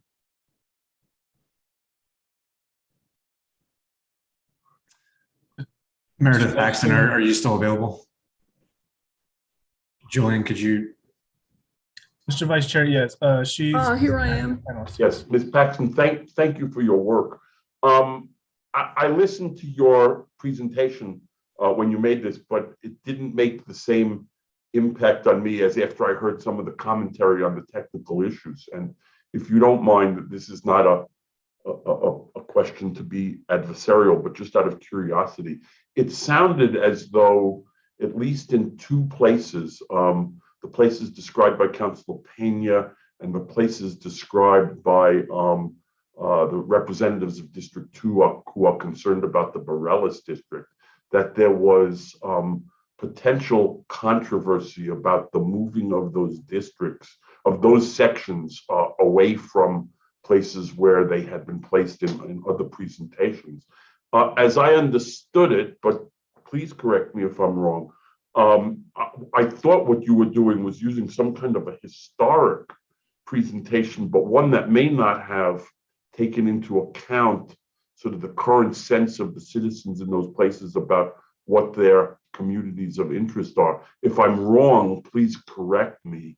And in any event, I wanted to give you a chance to comment, if you wanted to, on the concerns that were raised by Member Quesada and I believe Member Romero. Thank you, Member Buchholz. And I have to say that I don't know enough about the composition of the individual neighborhoods in District 3. I think the point that Member Quesada raised about splitting up the areas, I didn't know what the two islands here were contiguous with now. And so I didn't understand the issues of contiguity that were raised. And I certainly wouldn't mean to divide this community of interest that she mentioned. I was just working strictly according to trying to divide all the districts so they had more or less even populations. And I consider this to be a first draft map that perhaps could be modified to rectify the concerns that she raised. And I would certainly defer. The same approach applies to what Member Romero mentioned, that I would defer to what the residents of Barelas would like to do regarding that. I was just juggling numbers, and I consider this to be a rough draft that meets the general issues that I raised. Well, I very much appreciate that. I appreciate the hard work that you've done here, because this is very hard work. And I just did want to give you a chance to respond, and I appreciate the response. Thank you, Member Buchholz, and thank you, Meredith. I'd now like to turn back to public comments. Any members of the public that had their hands raised. Julian, I'm not sure if we could preserve that queue, but. Yeah, Mr. Vice Chair, I have the list in order here, so we'll go on list as the hands are raised. Thank you. Our first speaker will be Lori Jamison. Oh, I was quick. I've been designated to represent the District 7 Coalition of Neighborhood Associations, and Travis is familiar with our group, and I'm late to coming to these meetings, and I've tried to watch as many past meetings as I can, and I just want to let you know that I don't remember being contacted about the redistricting process or the maps or any of this, and neither do I know of anybody who has. So I hope that we still have time to maybe talk with Mr. Kellerman about the maps concerning the District 7. And Travis, would you be interested in coming to the next meeting or meeting with me? And we can maybe make a presentation. I'd really appreciate it. Lori, thank you for that. And absolutely, yes. I've spoken briefly with Tyler, who runs a coalition, and I'm willing to reach out again to him and meet with you directly. So I'll just answer that, take a moment of public comments to say absolutely. I don't have your contact information, so I've asked the city councilwoman for that. So hopefully I'll get that and you can call me. Cheers. Thank you. Thank you for everything. This has been a really very enlightening process. Thank you. Oh, we appreciate your support. Julian, next up. Our next speaker is Lan Senna. Thank you, Madam Chair and Mr. Vice Chair. My name is Lan Senna. I'm the Policy Director for the Center for Civic Policy. I want to first thank you all for taking the time and commitment, including members of the public, in submitting their maps, because I know that that is a hard and heavy task. One thing I wanted to just mention, as was discussed today, the interests of the West Side and what it really means when we talk about communities of interest, and what happens when those communities of interest are not really truly represented or even invested in, especially as we talk about the West Side. There's no denying that the census has shown that Albuquerque does not accept the status quo, meaning that quarter of the West Side has to shift to the East Side no matter what. And it is bound by this body to do so and to not accept the status quo, as the people of Albuquerque have accepted as well. Albuquerque, deeply rooted in its Hispanic communities and culture and history, should be reflected in the districts itself. With 44.1% Hispanic populations, I have yet to see a concept map that truly reflects that. I also would like to see more representation on the West Side, as we have seen what disinvestment can mean, especially when it comes to the impact and what COVID has done to these communities, with only one senior center on the West Side for all of our West Side communities. So I urge this body and members of the public to also really think that through and what that means. When we have more representation on the West Side, it means more dollars, but also we are bound again by mandate and by the people of Albuquerque. Do not accept the status quo. Be bold in our changes of the map, and also be reflective to have an equal and just equitable map and within our city councils. Thank you. Thank you, Lan Senna, and thank you for the points and also the prompts to revisit change. I wanted to now open it up. Julian, is there any other member of the public who has their hand raised? Mr. Vice Chair, yes, we have 4 more speakers still on the list. Great. Could you go to the next? Yes. Our next speaker is Johnny Pena.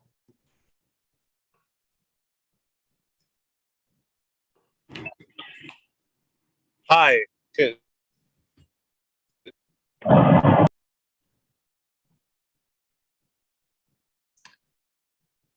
Hi, Johnny. I believe you're on mute. Can you hear me now? We can. Go ahead. Hi, everybody. Thank you for having me this evening. Just really quick, wanted to mention I am a resident here of the Southwest Quadrant in the city of Albuquerque, and I live in one of those communities of interest. The West Central Corridor is so important to make sure that we keep these communities together because they are communities of interest and they require to have each other to make sure because we have been left behind for so many years. I mean, this area was redlined back in the 60s, and the lack of investment that was put into these communities is evident just based on what you see. I mean, we don't have any of the infrastructure that the rest of the city enjoys. So I think it's important to make sure that we keep these communities of interest together to make sure that they're represented well. And I'm free for any questions. If not, thank you very much for your time, you guys.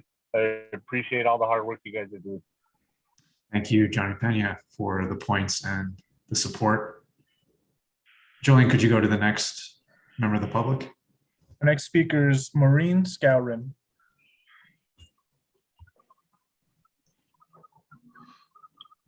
Actually, it looks like she got moved back to panelists. 1 second. Sure.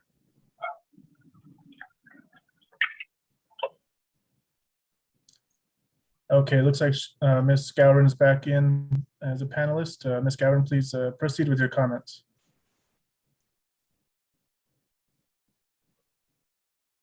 I'm sorry, I temporarily lost my internet. I just want to point out that the current districts have 2 districts in which there's a majority voting age population of non-Hispanic white people, and there's 4 districts in which the voting age population is higher for Hispanics than non-Hispanic whites.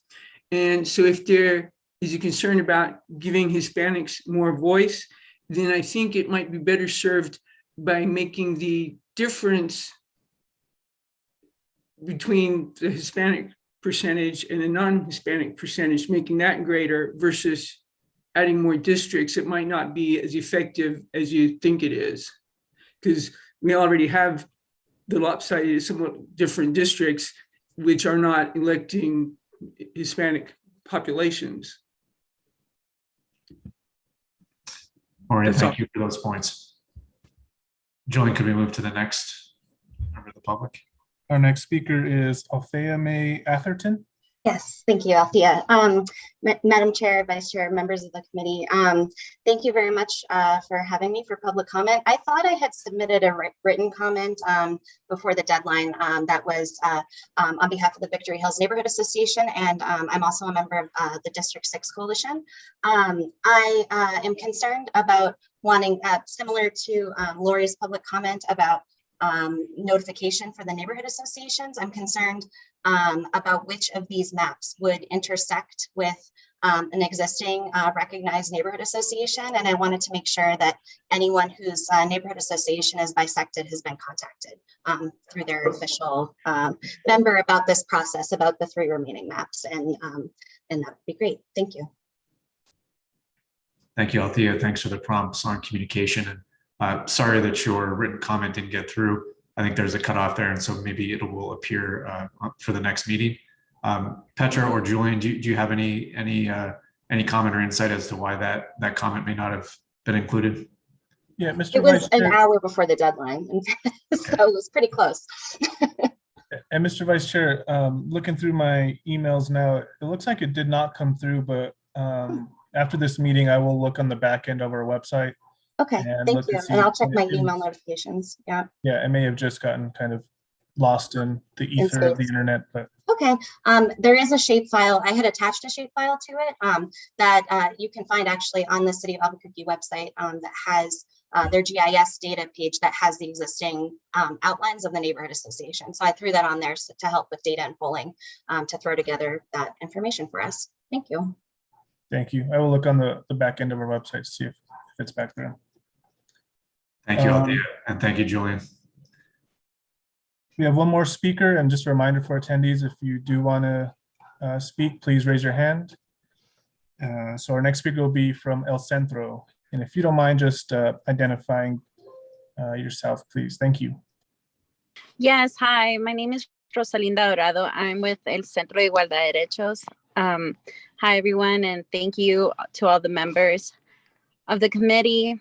I represent an organization, a nonprofit here in Albuquerque with over 5,000 members, which mostly are people of color and low-wage workers who will be definitely impacted by the decisions made with the maps. So I do ask, and I do see that several people have submitted more maps, and I would ask for the redistricting process to be extended as more people enter maps for consideration. It would be great for the council to give more time for additional meetings and discussions and allow for all the maps to maybe be considered. As we have seen, minority communities have been left out in the redistricting process, and it would be amazing to be able to reach out to the communities of interest that will be impacted and who have been left out in this process to be part of it, and to also give discussion and their views on how these maps are going to be impacted. It's so important, especially for the Hispanic majority, to be considered, as 44% of the community of Albuquerque is Hispanic, and only 2 of the council districts would be Hispanic majority in the concepts presented today. So I do encourage to extend the process so more communities impacted could be part of this. Thank you, Rosalinda, and thank you for the prompt on outreach. Time for more input. Thank you. Julian, do we have? Yes, go ahead. Yeah, I'm sorry about that, Mr. Vice Chair, but that will conclude public comment. Thank you, Julian. Thanks for managing that. And that concludes agenda item E. I'm going to turn it back to Madam Chair McGill. Madam Chair, the floor is yours. Thank you. Thank you, Vice Chair Kellerman. We appreciate the input from the public, the written input, and in person in the virtual space with us today. So I think that we have some things that we need to discuss, and I think one of them is we have 2 remaining meetings after this meeting. I'm interested to know how long we will take maps in this current construct. I would think that we would have to have a cutoff of when we, perhaps for the next meeting would be the final meeting that we would entertain new maps. And then we would leave the final meeting on June 29th for us to make recommendations about final maps. That's thing number 1. Number 2, we need to figure out how many maps we are going to send over to council for final recommendations. And if we want to limit the number that we send for final review. I heard in our constituent comments lots of things about outreach to the communities. And we do want to figure out once again how we might redouble our efforts to make sure that everyone from the communities is notified about this particular process. So I would love for us to, community members or members on the panel, to really talk to us about what more we can do. And, I commend Member Reynolds for everything that you've done. That's the formula, is that we send out information. We try to contact people that are within our spheres of influence, and we're getting the response that we're getting. I do think that is a larger problem that predates this process. You can't start trying to get community engagement when you're in this particular process, it needed to have started a long time ago. And I think that we have to play a long game for what happens in the next redistricting process, but it is what it is right now. And so we do need some member remarks about what we can do to ensure that everyone gets out there. At the minimum, I think that we need specific representation among all the neighborhood associations. But even still, we know that there are a whole lot of people who are not members of neighborhood associations. So we need to put our thinking caps on and all of your big brains to figure out how we might get more people involved in the process. Those are the three things that I think we need to talk about. We also need to make a decision about whether or not we will vote on any of the maps that we saw today to have them included for consideration on the website. Those are the things that I'm considering. If I've missed anything, please, members, add to it. But I think we do need to make some decisions about number of maps that we will send over for review, how long we will take maps for review in this process, what we're going to do about redoubling efforts for community outreach, and then whether or not we're going to accept any of the maps that we've seen today for further consideration. With that, I'll open it up to comment. Madam Chair, I'd like to propose that our next meeting be the cutoff date for submission of new maps, and that we use that cutoff date as the lead headline for communication and outreach between now and the next meeting. I'm open to any thoughts from the committee on that, and I think we have to set a deadline and also have some kind of point of coalescence, something to bring us together and something to focus on for our outreach. So we want to be practical, we want to have input, we want to consider as many maps as possible, but we also need to have a deadline and set some kind of scope so we can start honing in on which map is the leading choice, and then iterating on the maps and priorities that we have. Madam Chair, question? Go ahead, ma'am. Member Vice Chair Kelman, there were several ideas there. Do you want to divide those issues so we can have a motion? Because I'm ready to second a motion, but you kept on making other suggestions. So if we can separate those in terms of the dates that we would continue to accept maps, I think it's appropriate that we have a cutoff date of next week. And if that's by way of a motion, Madam Chair, I'm going to second it. Right, so we want to go back and Member Kellerman, if you would so state a motion about when we would have a cutoff date for consideration of maps only. Thank you, Member Aragon and Madam Chair. To pull apart those proposals, I'd like to make a motion on the first point that we set a deadline for submission of new maps as the date of the next redistricting committee meeting. That's my motion. And can we, thank you. We have a motion in a second, and the next date, if we can put that in the motion, is June 8th, I believe. So that June 8th would be the cutoff date for consideration of new maps to be submitted through district. So we have a motion and a second. Is there any discussion?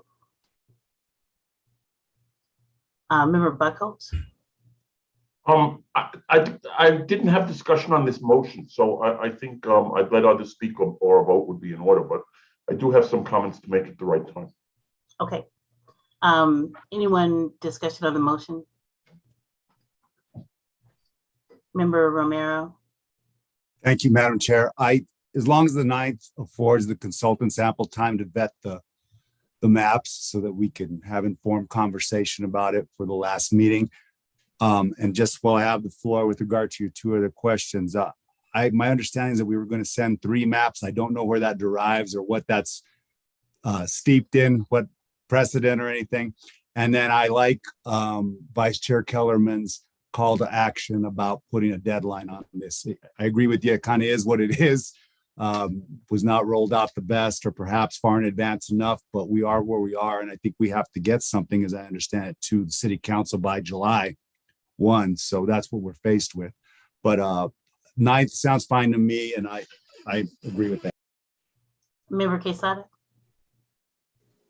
I disagree. I'd be willing to take maps up into the last minute. I think that it's hard to, community outreach hasn't been at its best as we've determined this evening. And I would just love to hear more from the community and gain their input. Many community members really aren't, they don't know about this process and are hearing about it, you know, slowly. It's trickling down the road, and I would just prefer to accept them at the very last minute. That's just my opinion. I won't support this. Thank you. Thank you. Any other comments, discussion on the motion? Madam Chair, I'd just like to respond to Member Quesada as well. So my understanding that this motion, in my view, is setting a deadline for submission of new maps, but it doesn't set a restriction on what can be iterated within those maps, simply to keep us focused on a set of concepts, a set of maps submitted. So I don't intend with this motion to restrict public input, simply to set a deadline for entirely new maps to be submitted. Just wanted to clarify that. And thank you for your comments, Member Quesada. Member Quesada, does that clarify anything for you? Thank you for the clarification. Still not supporting. Thank you. Thank you. If no other discussion on the motion, we do have a motion to have the cutoff for submission of new maps to be June 9th. If we have a motion and a second, so I would call previous question. And Well, I'm sorry, Madam Chair, I didn't raise my hand because it wasn't quick enough on my little iPad here. Oh, sorry. Oh, no, that's okay. Let me speak in favor of the motion that I seconded. It is not intended to circumvent additional discussion, but rather to have the public informed about which maps we are considering. The last meeting, it becomes imperative that we have a matrix by which the public can respond to. I would further suggest to our members that if we have working maps that have been properly vetted by staff, by Brian and his folks, then we can make informed decisions. Now, let me suggest further that it becomes important that we understand when we are considering which maps to submit, frankly, if any, but I think we're charged with submitting some, the last meeting where hopefully the public will be engaged in our discussions and we can listen to them. It will be based on the information that is set, that they're looking at maps, and then we can listen to their discussion. And we can amend and nip and tuck at that last meeting as appropriate. Nothing will prohibit us from doing that. In fact, that is within the confines of the city ordinance that defines our charge. So it does enable folks to come into that last meeting that we're going to have informed and ready to respond to what's there, and not walking into a meeting blind, not knowing what might be submitted at the last moment. Thank you, Madam Chair. Thank you, Member Aragon. Any further discussion on the motion? All right, I'll call previous question for a vote on the cutoff being next meeting, June 8th, for submission of new maps. Petra, call the roll. Council District 1, Committee Member Segura. Yes. Council District 2, Committee Member Romero. Yes. Council District 3, Committee Member Quesada. No. Council District 4, Committee Member Reynolds. Yes. Council District 5, Committee Member Aragon.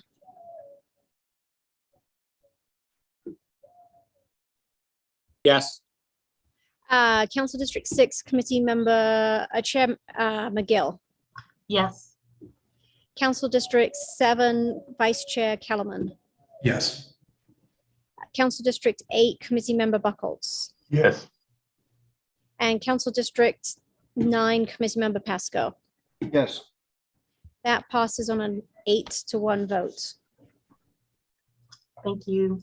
I want to go on to maps that we have considered today, or that we have had discussed today and presented today, whether or not we want to include any of those maps on the website. So we have, if we can bring up the maps that were discussed today. The Davis-Fievelcorn map, the Spruce Neighborhood Historic COI map, I believe, were the two that we discussed today. Madam Chair, Yes. I move that we adopt the Davis-Fievelcorn map as one of the official maps under consideration on the webpage for the Redistricting Committee. Do we have a second? For the purposes of discussion, I will second that motion. Come on, Robert. Madam Chair, can we see the map up while we discuss? Thank you. So we do have a motion and a second to consider this map to be posted on the website. So I'll go back to Vice Chair Kellerman for discussion on your motion. Thank you, Madam Chair. Based on what I heard in committee discussion and the presentation of this map, some of the walkthrough from research and polling, it does significantly affect my district, District 7, and also District 6. It bears consideration in my mind because it preserves seemingly a community of interest while changing district boundaries for the better in terms of equality of representation. Also, sitting councilors have submitted this map. Both of those councilors are in the areas and districts affected. And for those reasons, I believe we should include it as an official map to be considered. Also, the other districts that have been noted as districts in need of preservation, some of the boundaries, some of the other communities of interest, for the most part, this map seems to preserve those boundaries and doesn't significantly change other districts except for 6 and 7. Do you remember Buckholz? Yeah, I guess a couple of comments on this. If I'm understanding this correctly, this suggestion was in fact made by Councilor Davis and Councilor Fievelcorn, and they've placed themselves in the same district. It would appear so, yes. Okay. Yeah, I guess my sense is this. I'm going to go along with the direction of, I believe that when we vote, I will go along with the direction of the members from section from 6 and 7 and giving due respect to the councilors. The thinking being that for the rest of the districts, we don't appear to have significant changes made to those districts that impact the views of the representatives negatively, and that if the members of 6 and 7 believe that this is worthwhile for us to discuss and it affects those districts, I will go along with their guidance. Thank you, Member Buckholz. Any other discussion? And then I'll go back to the previous question, and we are considering the Davis-Fievelcorn map to be posted to the website. And we have a motion and a second, and I'll ask Petra to call the roll. Council District 1, Committee Member Segura. I'm really torn with this. My business is currently in District 7, and it would now move to District 6 with the map. But I will, I guess, go with what Mr. Buckholz stated, and I guess I'll go along with District 7 and District 6. If the representatives feel this is a good map, then I'll say yes. I'll come back to you for your vote at the end then. Council District 2, Committee Member Romero. Yes. Council District 3, Committee Member Quesada. Yes. Council District 4, Committee Member Reynolds. I agree with Member Buckholz' comments, so yes.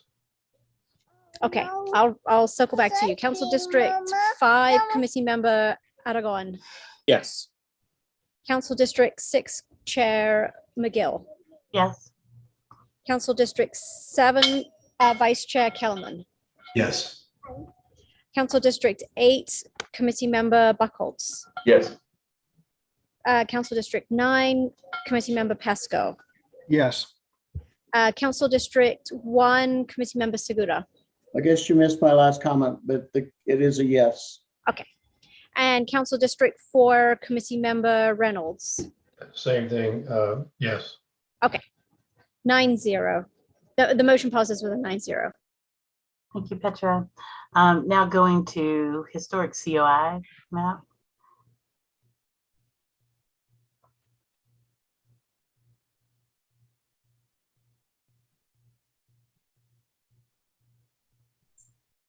Do we have a motion to accept this map and post it on our website? I would make that motion, Madam Chair.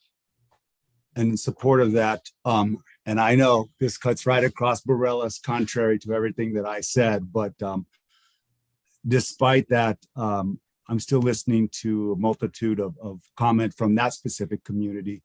I appreciate what Ms. Paxton brought to the table and explained. She had asked that this map be supported. So in that interest, I'm also going to ask that this map be considered. Also considering, as Mr. Aragon indicates, we can engage in some nip and tuck and sort of tweak these districts to comply with our mandates. But it seems to accomplish, again, what I think is an important task in getting across that river boundary and starting to bring the city together in a sense. So given that it's subject to modification, it is only under consideration as a concept, I'd ask the committee to consider it, and I vote in support of. So we have a motion to accept historic COI map as this would be citizen map. I should have said that on the previous motion, citizen map 4, I think. I'll second his motion, Madam Chair, for the purpose of discussion. I'm sorry. I'll second his motion.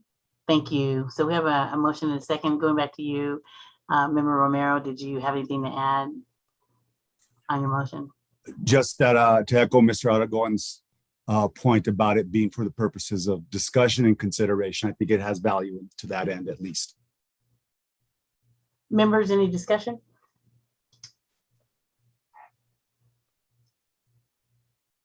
Hearing none, I'll go back. Member Segura. I do have concern with this map. Part of it is if you look at where District 2 comes across the river and then it takes out the West Bluff Neighborhood Association, which is up above I-40. That is a historical district area for District 1. And to take that out, I think would really adversely affect some of our neighbors. The West, Dr. Joe Baez, rest his soul, fought very hard to make sure that District 1 stayed as contiguous as possible. And I think in his memory, I can't support this map. That concludes my discussion. Thank you, Member Segura. Any other discussion from the committee? Hearing none, we have our previous question for considering historic COI map as citizen map number 4 on our website. And moved in second, and we would ask for Petra to call the roll of the committee. Council District 1 Committee Member Segura. No. Council District 2 Committee Member Romero. Yes. Council District 3 Committee Member Quesada. No. Council District 4 Committee Member Reynolds. No. Council District 5 Committee Member Aragon. Yes. Council District 6 Chair McGill. Yes. Council District 7 Vice Chair Kellerman. Yes, and I'd like to explain my vote after. Council District 8 Committee Member Buckholz. One ice cream, please. One ice cream. She's voting for me. I'm going to vote no, and I'd also like to explain my vote. And Council District 9, Committee Member Pasco. Yes. I want to. That. Want to press button. The press a 1, button. 2, 3, 4, The 5. press a That passes button. on a 5-4 vote.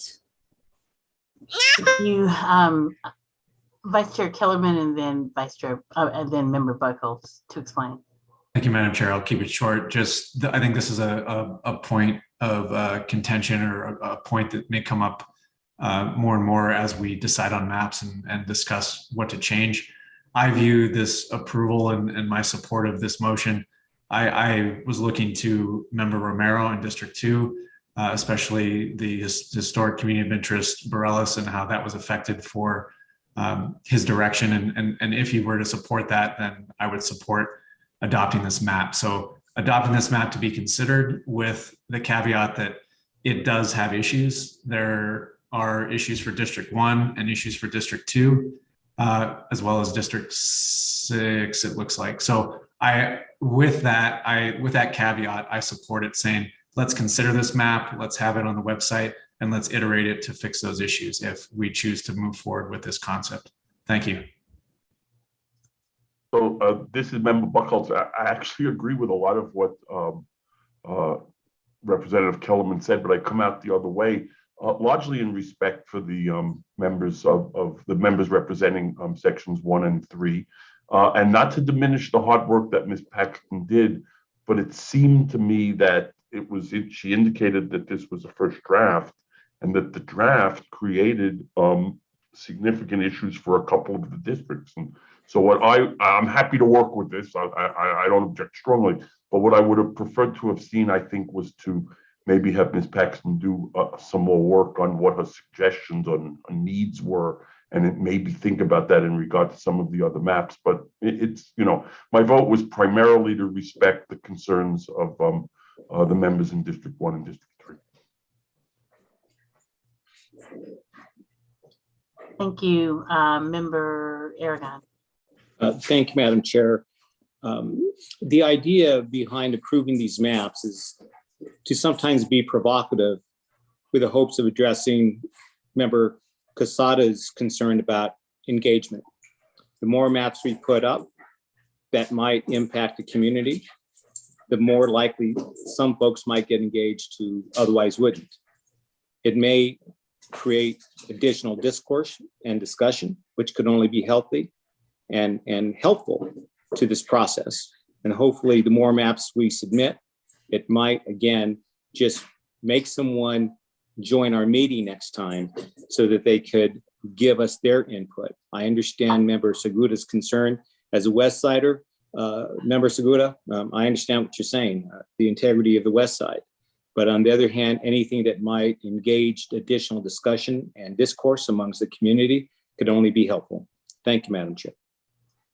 I want to actually agree with that as well. We don't love all the maps that we are putting forward, but we have the opportunity to hopefully take all of them and figure out what's going to be best for the entire city if we have the entire city as a focus and keep the best interest of all of us in mind. So I agree. May I note that, Madam Chair? You might want to write it in indelible ink somewhere. I'm going to, Madam Chair. Thank you. You're welcome. I think the last thing that we want to talk about today, and Kaiyoshi has let us know that it's time for us to end, is what we need to do related to that elusive community outreach. We have, and before I go to that, it looks like Member Buckholz had another comment. Yeah, I actually, as part of the closing here, and a request, and not to put too much work on the staff or on our experts, but I think it might be useful to open our next meeting with a presentation of sort of a roadmap of what we have to do. The clock is running, but we still have 6 weeks, and we'll still have 3 or 4 weeks when the next meeting occurs.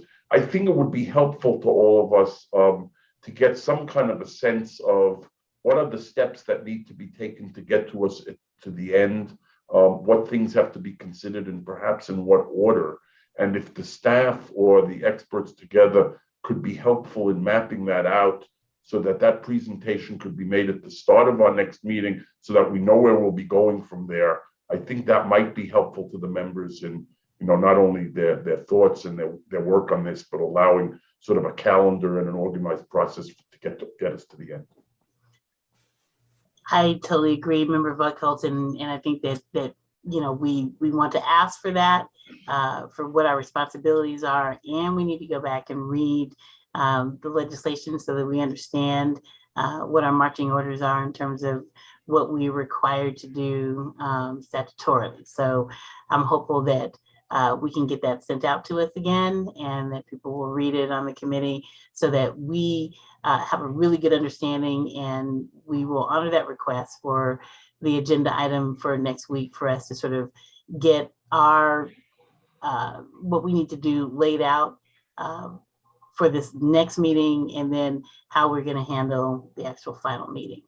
The final thing that we want to do is talk about that elusive community outreach. It seems that we did get from the neighborhood associations an admonishment that we had not done what we needed to do to reach out to them. Julian, I know that we have talked about the work that we've done with the Office of Neighborhood Associations. Can you reiterate what that has been? Madam Chair, weekly, the Office of Neighborhood Coordination sends out weekly e-news that has a very large subscription list. And since I think our second meeting, our meeting and information has been in those weekly e-news. I believe that's probably about the extent through Office of Neighborhood Coordination. I have to check with the manager if there has been anything else, but I know that weekly e-news is a great avenue to share information because it goes directly to the neighborhood associations that can then filter the information downward to their membership. Thank you. Do we have the ability to connect directly with the director of that office to see if there's anything further that can be done through the office? Madam Chair, yes, we will make that connection with Ms. Baca. Member Aragon? Thank you, Madam Chair. All of the stations, whether it be radio stations or TV stations, are operating on a certificate of public convenience, and part of that certificate of public convenience and necessity requires every one of those entities to post PSAs. It might be a good idea to make a request for them to actually carry out their statutory obligation to post PSAs. And Madam Chair, I don't think it'd be inappropriate for a staff to request any of the stations to have Madam Chair or another representative join any of the talk shows. I'm sure that they would be interested in having you, Madam Chair, as representative of the committee to engage anyone who might be interested, but they do have a statutory obligation as condition of their certificate of public convenience and necessity to post these PSAs and to air these notices. So it may be something that we might want to look at. Again, they have an obligation to do that. Thank you, Madam Chair. Thank you, Member Aragon. I definitely think that when we send out a news release, we might also go to the major stations and also the papers of record to find out if they will give us some sort of feature story about redistricting, which requires perhaps that we bump this up to another office in the city that's a communications department, that maybe might be able to help us do perhaps more of a robust rollout of, what's at stake for the communities to show up. Is that possible, staff?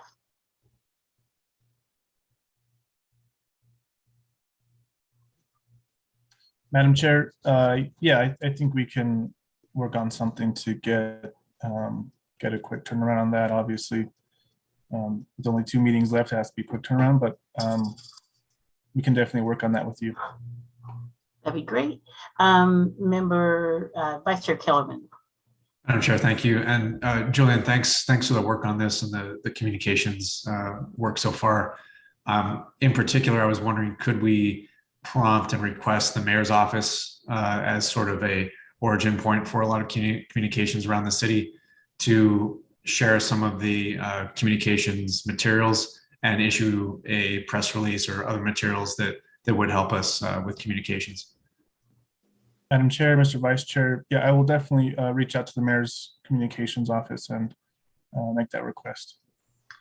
Thank you. And while I know that stations have an obligation to do PSAs, we have to sort of file that under the dichotomy of what is and what ought to be. Sometimes they do and sometimes they don't. So I want to ask staff if we have any budget for any sort of paid advertising.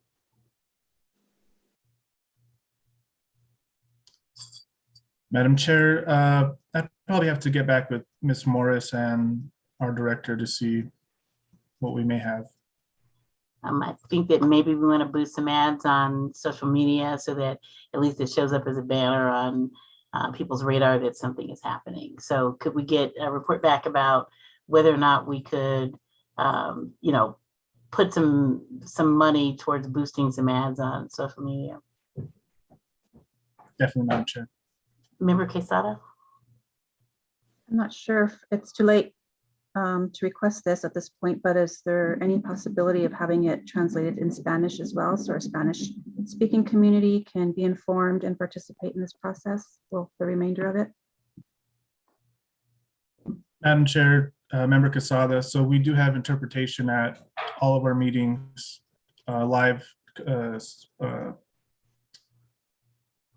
about the promotional material?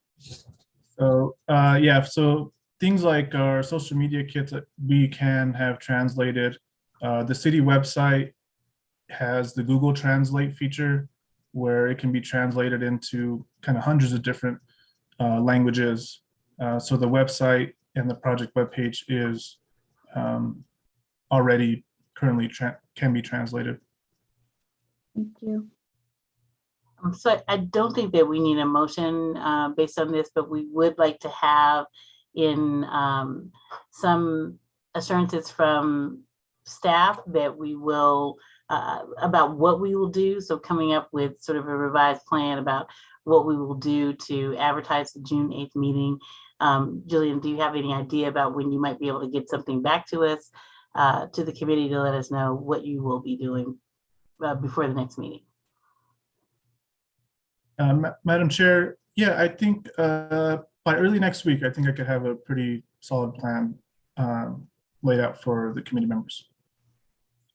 Is there any other thing that committee members would like to add as an opportunity for us to redouble our efforts to get the word out? Madam Chair, if I just may, you are our chair. I think it's appropriate for us to vest in you, allowing you to exercise your best discretion in terms of any attempt between now and our next meeting, because I think there's an imperative that an effort do occur quickly before our next meeting. I'm comfortable with you using your best discretion and doing whatever it is necessary, whether it's appearing on a talk show or television, whatever it might be. This is a once every 10-year proposition, and it is, as all the members have indicated, important. So I am comfortable vesting you with whatever authority you need to make that happen between now and our next meeting, because it is an imperative. Well, as well as Vice Chair. Yes. I think that all of us are empowered, I hope, to go out, not to talk about our specific interest, but to talk about the process and to say that we want people to be involved in the process of good governance. And that's what's going to get us to where we need to be as a city. So what I would say to you is that in going out, I would only be speaking about the process itself of redistricting and why it is so very important for the citizenry to be involved. And so if we can all, take to heart, we want to do as well as Member Reynolds did in his efforts to reach out to people, get those email newsletter blasts out to anybody who we think might be interested. I'm talking to people. I did see some people that I invited come on today. I'll be working on getting more people out to the process and just realizing that this is something that is a long-term issue, that we have to start earlier and we must do better. So that's all I have. If there is anything else that I've missed, I think we covered everything. If there's anything that I missed, please so state. Hearing nothing else, I think I would entertain a motion to adjourn. So move. Second. We have a motion and a second. All in favor? Aye. Aye. Aye. Aye. All right, y'all, let's go home. Talk to you later. Thank you, Madam Chair. Bye-bye. Thank you, Madam Chair. Bye. Thank you.